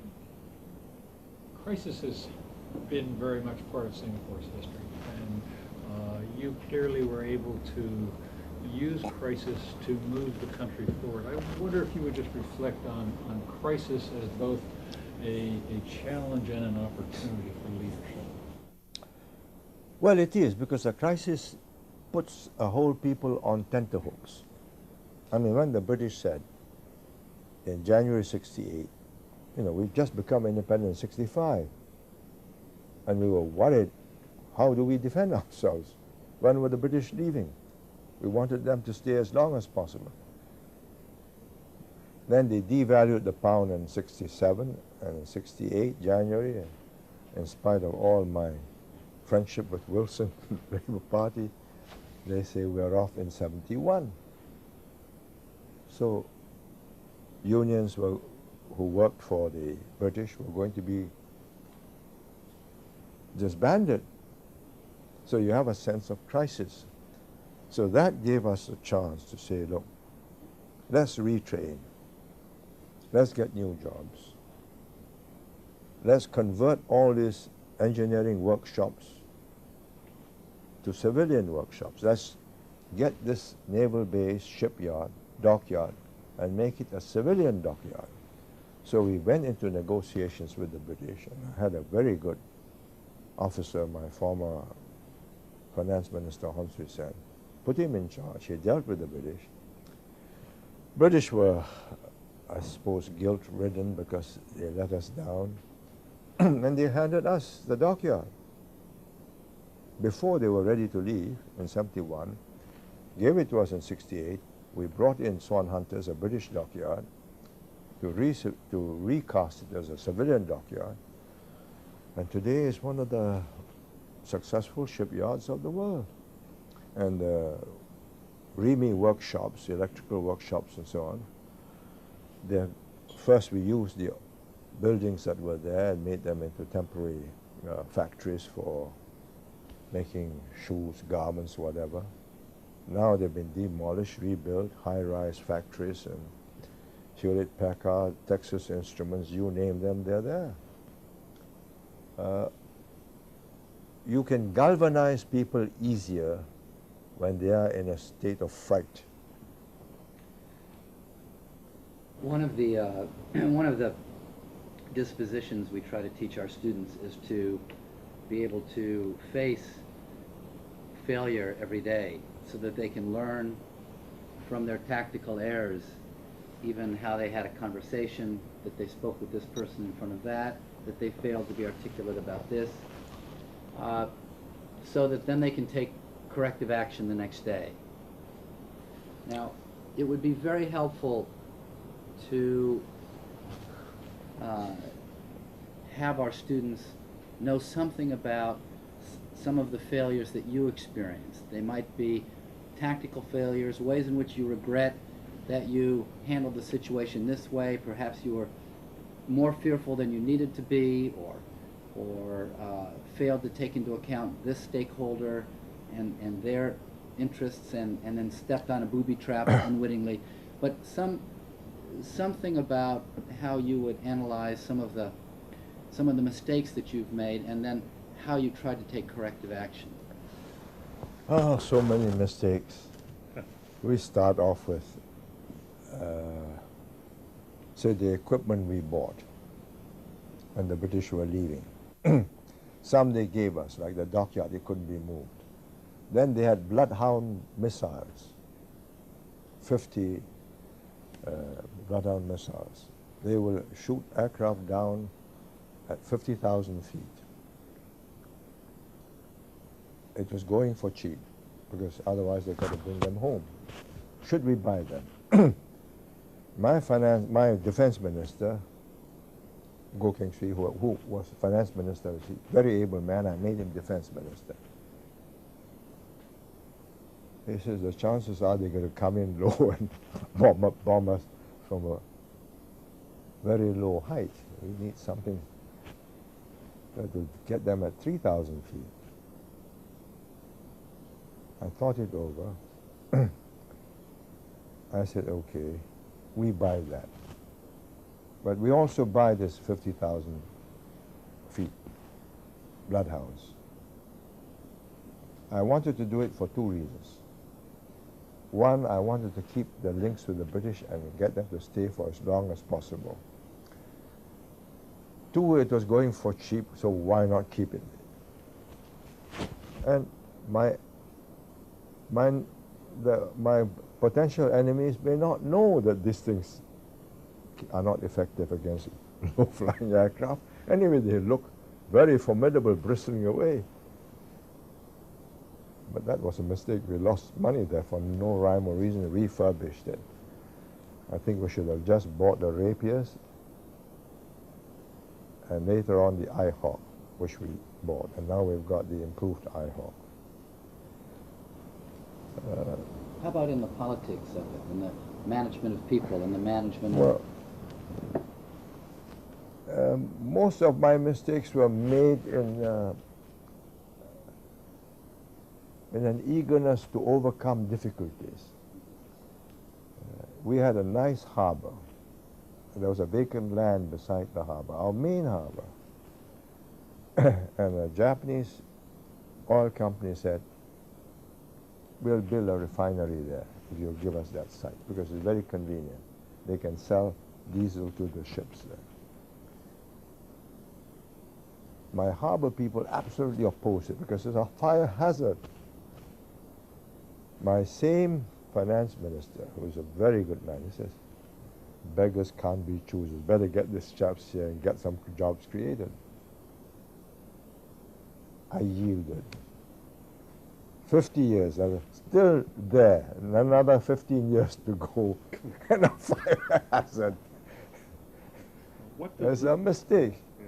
We should have had more confidence and say, no, you go there. And they might have gone there. That one fellow, what does a leader do when he realizes he has made a mistake? How do you then get out of it? What's the best way to deal with it then? Write it off as quickly as you can. Cut your losses. Yeah, cut your losses. Acknowledge the mistake. Yeah, surely. We went and made bottles. We went to the glass industry. But to make good glass, you need good silica sand. We don't have silica sand. Somebody should have told us that. But the people who wanted to sell us the machinery said, oh, you've got enough sand. After that, we had to buy silica sand. That increased the cost. So we cut it and say, sell it. You relied heavily upon lieutenants, as you talked about, your Yeah. trusted lieutenants. When the mistake is made, who accepts responsibility? I do, You do. because I appointed him and I gave him authority. So it's my mistake. But if he makes too many mistakes, then I change him. But you publicly take Oh, responsibility. yes, of course. I mean, the buck stops with me. Otherwise, I'm not the boss. Mhm. Could I link what, with this conversation to the earlier conversation about context and ask you about Singapore's experience in Suzhou, which you called a chastening experience in your memoirs. If you would reflect on that, the attempt to transfer Singapore's experience into a very different culture, and what you might do differently if you were doing it again, or if you would even consider it again. Well, it was difficult to have avoided the mistake because Suzhou was such an attractive place. It was run down when we saw it, but it could have been revived and made into a Venice again. You know, canals, beautiful gardens. And I had a deputy prime minister then who was an architect and a bit of an artist, and he said, we could do this, we could make it a lovely place. But we build this industrial center outside the main town, don't mar the main town. Do it on a green side, green field. 100 square kilometers, or 70 square kilometers. And we'll teach them. It wasn't a financially profitable job. There were two aspects to it. One was business, where our developers will go in, build factories, and get investors to operate in these factories and invest. The other was a G2G technical assistance. How to run a successful industrial township complete with housing, shops, markets, schools, etc. Greenfield, because they came, they saw our industrial site, they were attracted by it. And we reached agreement at the very top. And they were extremely, and they sent teams of people to study us. And they said, okay, we want your management, we want your planning, we want your labor management. We don't want your politics. And that's fine. The idea was they would learn how to run it straight. No favoritism, no underhand kickbacks or whatever. Each project to be assessed on its merits. But there are 4 layers between Beijing. We reached this with Jiang Zemin, and before Jiang Zemin with Deng Xiaoping's son, who got his father to say, this is a good job, do it. We'll refurbish this place. But from Beijing, it goes to Nanjing, the provincial capital. It goes to Suzhou. Then it goes to this new authority for the industrial site, 4 levels. By the time it gets down there, the people on the job, their interest is not to go and learn how to do this and replicate it in 100 cities in China. They didn't see that as a task that will get them glory. What would get them glory is many, many new buildings and factories and jobs all of a sudden using our brand name and our capital. So we should have known that. We thought we spoke Chinese, they spoke Chinese. We eat rice with chopsticks, they eat rice with chopsticks. We will get on fine. It was totally wrong. Would you do that again? Would you, similar venture, you decided to pull out? No, we have... There's some real elements of success there, at least measured in Chinese terms. Yeah, but we are not pulling out completely. We are handing it over to them. We are just staying on to hold their hands and say, look, perhaps you ought to be doing it this way. But would I do it again? Not at 4 levels. If I have to do it again, I'll do it in Beijing, right there, where the boss is in charge. I want to just ask you a little bit about listening and learning. I mean, you described yourself yesterday as a lifelong learner, and obviously learning has been very critical to get a sense of what would work or would not work. But in Singapore itself, what has been the nature of your own personal learning, in particular in using people who have very different, even radically different perspectives on policy or on issues? That could include opposition or dissident voices, or the press, because at times you've been considered, at least some observers have said, that you're particularly harsh with the press or some opposition members. From a leadership perspective, why did you operate that way? Is there a role for very dissident and different and complaining voices in the realm of leadership to harness and use Yes, that? of course. You will never get 100% consensus in views. In a multiracial situation like Singapore, you're lucky if you can get 70%. My best score was 82% when the British were about to withdraw and the country was so terrified that they decided to vote 82% for us. Now, we listened to opposing voices, opposing point of views very carefully, including those written, say, by The Economist or Fortune or whatever, because these are investors. If they have this point of view, we have to look into them and say, well, we've got to put this right. But where you have a newspaper that sells in Singapore, like the Asian Wall Street Journal or the International Herald Tribune, and they want to create news in Singapore to increase their readership, now I demand the right of reply. I can't allow you to skew my news, create controversy at my expense, and deny me the right of reply. I don't block you out. I mean, if you read my chapter, Asian Wall Street Journal had a foolish young man who said, we are doing this in order to sell off dud companies to our own people. Well, that's a very serious charge. So we wrote a reply. They refused to publish it. So we said, look, don't you think you owe us an apology because you are making a serious charge? No. They wanted controversy. So we said, well, in that case,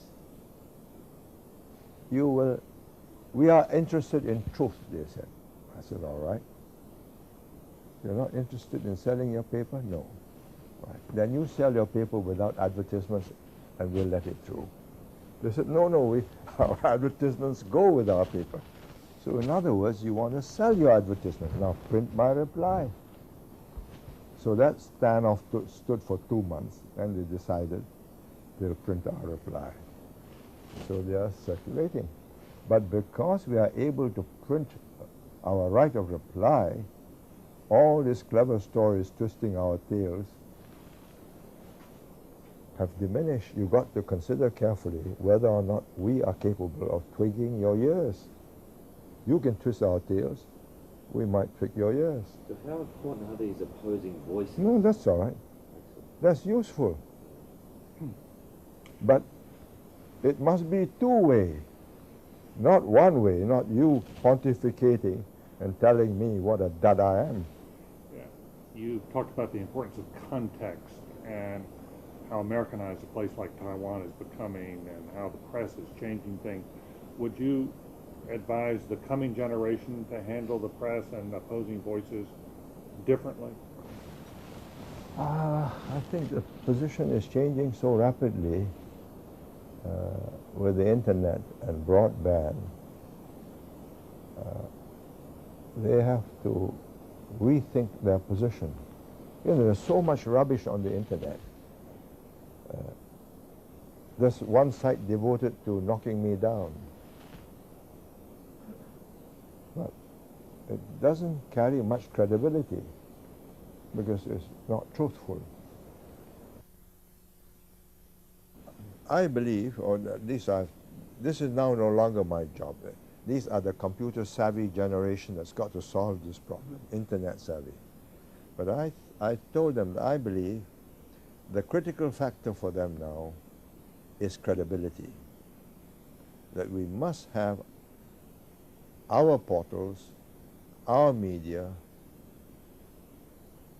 able to command confidence, and people will watch and read and listen.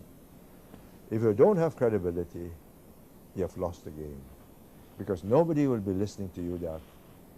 Today we've got 50 channels on cable television. Why should you be watching the Prime Minister talking? So we've got to have credible news, credible, good features, so that when the Prime Minister speaks, has to speak, people will watch. So it's a different challenge now. Whereas, say 20 years ago, when I made an important speech, all 3 channels carried me. And whether they liked it or not, they listened to me. But not now. Just a final question. I've been working on a book right now called Staying Alive. And it's about what to do when you're attacked or marginalized as a leader.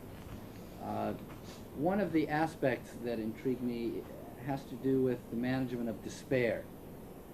Because there are moments when one inevitably feels that despairing, or and it would be helpful to know, for example, you and David were joking at the very beginning about playing golf, but some people don't take time for themselves. They don't manage themselves as a resource, you know, to be deployed properly and to be. So it would be helpful to know how you have sustained yourself, given all of the stresses and exhaustion and moments of despair. How do you recover? Do you have daily practices like games or other modes of practice that keep you in the game for year after year after year? If your message is one of despair, then you should not be a leader. You must give people hope of improving their condition. There are moments, of course, when you feel very down. Yes. Either because you're physically down or emotionally down, or because the world has turned adverse against you. I think when you are in that condition, the first thing you do is to get a good night's sleep, then get a swim or chase a ball, get the cobwebs out of your mind. I believe and I've practiced this for all these years in politics, that if you're not fit, you're going to make mistakes. Physically fit. You must stay physically and mentally fit. I exercise every day. I used to jog, swim, play golf. Golf more for relaxation, just to get away from the smoky conference rooms. And it's part of the balance you keep. Now, I cycle, I swim, even when I travel. And since the last 10 years or so, I've learned to meditate, because it's one way of calming yourself. It takes practice. I had a doctor teach me. He was a Buddhist, and he retired, and he spends his time helping people to meditate, especially those with terminal illnesses, you know, to take life calmly. And I think at the end of, say, 20 minutes to half an hour, my pulse rate can go down from 100 to about 60. I mean, you can feel yourself subside. Yes. I mean, you still your mind, you empty your mind. Then when you are rested, you resume quietly. You still got the same problems. Maybe you sleep on it, come back, look at it for a few days, and decide maybe there's a better way of solving it, or talk to some friends, get some ideas. But if you are not in good shape, you're going to make mistakes, and that's disastrous. How do you keep yourself mentally fit?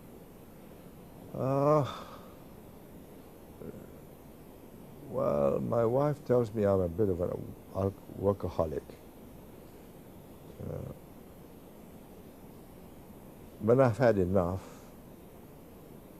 I read for relaxation.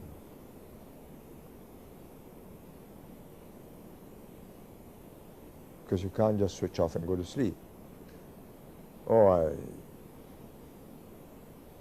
if my eyes are too tired, then I'll surf the television and see what's going on, what's the drivel they're putting out that other people are watching. But I find reading is probably the best antidote. It takes you into a different world for a while. History? History, yes, but contemporary, what's happening? Why are these things happening? It's not my problem, I mean, but it's interesting to know that other people have more severe and pressing and dangerous situations. You get a kind of Schneidernfraud. Lucky I'm not in his shoes. You have fault. I have one final question. Thank you. Yeah. Senior Minister, I wondered if you could cast your mind around an issue that we're wrestling with here at the Kennedy School, and because you have such creative solutions. We've talked here about the training of young people and preparing them for leadership positions. We're also considering the possibility of ways to bring in emerging world leaders. People are perhaps in their 30s or perhaps their early 40s who have begun to distinguish themselves in their own cultures, and bring them together here at the Kennedy School and work with them both here and through the internet. I wondered what you might think of such a program, how it could be most productive, and the ways in which people like you who have had these enormously distinguished careers, how you might contribute in some fashion to helping this next generation come up. Spotting, talent spotting a political leader is more difficult than talent spotting a CEO. talent spotting a political leader is more difficult than talent spotting a CEO. Yeah. The CEO here, you have more finite requirements. He just needs to run the company and show profits. When you want a political leader, you've got to get somebody with the right motivation. If he wants to make a name for himself and a fortune, then he should be a political leader. He's in the wrong vocation. So you've got to be very careful about motivation. When I recruit a person to be an MP and then toss him in the deep end of the pool before he makes it to a minister, I try to fathom what is it that drives him. Why does he want to do this? Fame, glory, importance? Everybody has a bit of that. I mean, as Herman Kahn once said to me, God, glory, gold. He summed it up quite neatly, but you must have something. Maybe God, do some good. Without that, you're not a good leader. When you face setbacks, you give up. But if you believe you've got a mission, when you face setbacks, you take a deep breath, you subside, you think it over, you mull it over, you turn the egg upside down, head down, and finally you try.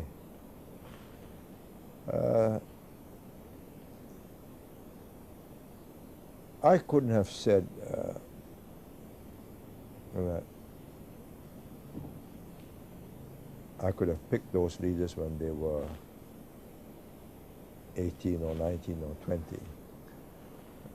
In my book, I chose to put in 3 young officer cadets whom we chose, and there are 3 top ministers today. It was a marvelous batch, talented people and dedicated. How? Just the luck of the draw. But we spotted them, they showed promise, we nurtured them. To spot them is easier when they are in their 30s than in their 20s. When they're in their 20s, they're a bit more frisky. They've got great ideas about what they can do here, there, everywhere. In their 30s, they're beginning to settle down, they're thinking of marriage, or they have just got married, children, and it's become a serious business. Life means continuity.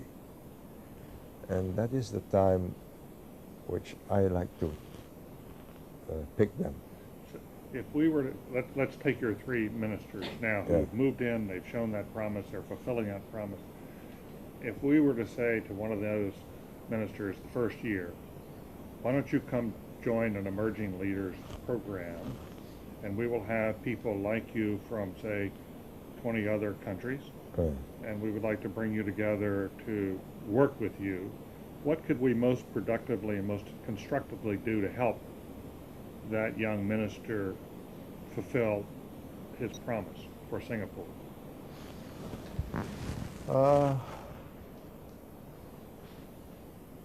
Depending on the field of interest,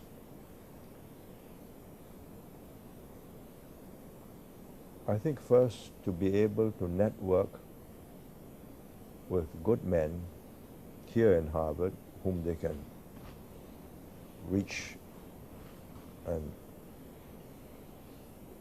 develop a relationship and get ideas from over the years.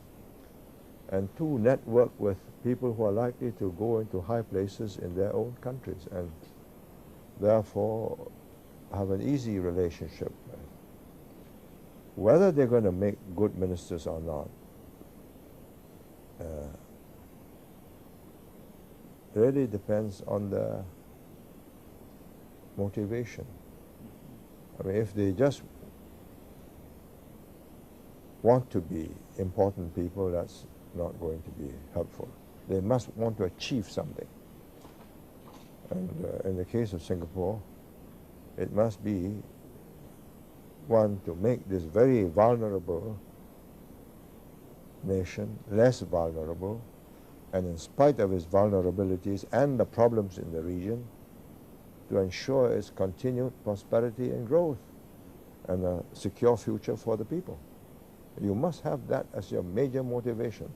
Otherwise you just pack up, make your million and settle in California or the Gold Coast in in Brisbane or whatever, and just sit back, enjoy the surf or the coral reefs and have a good life.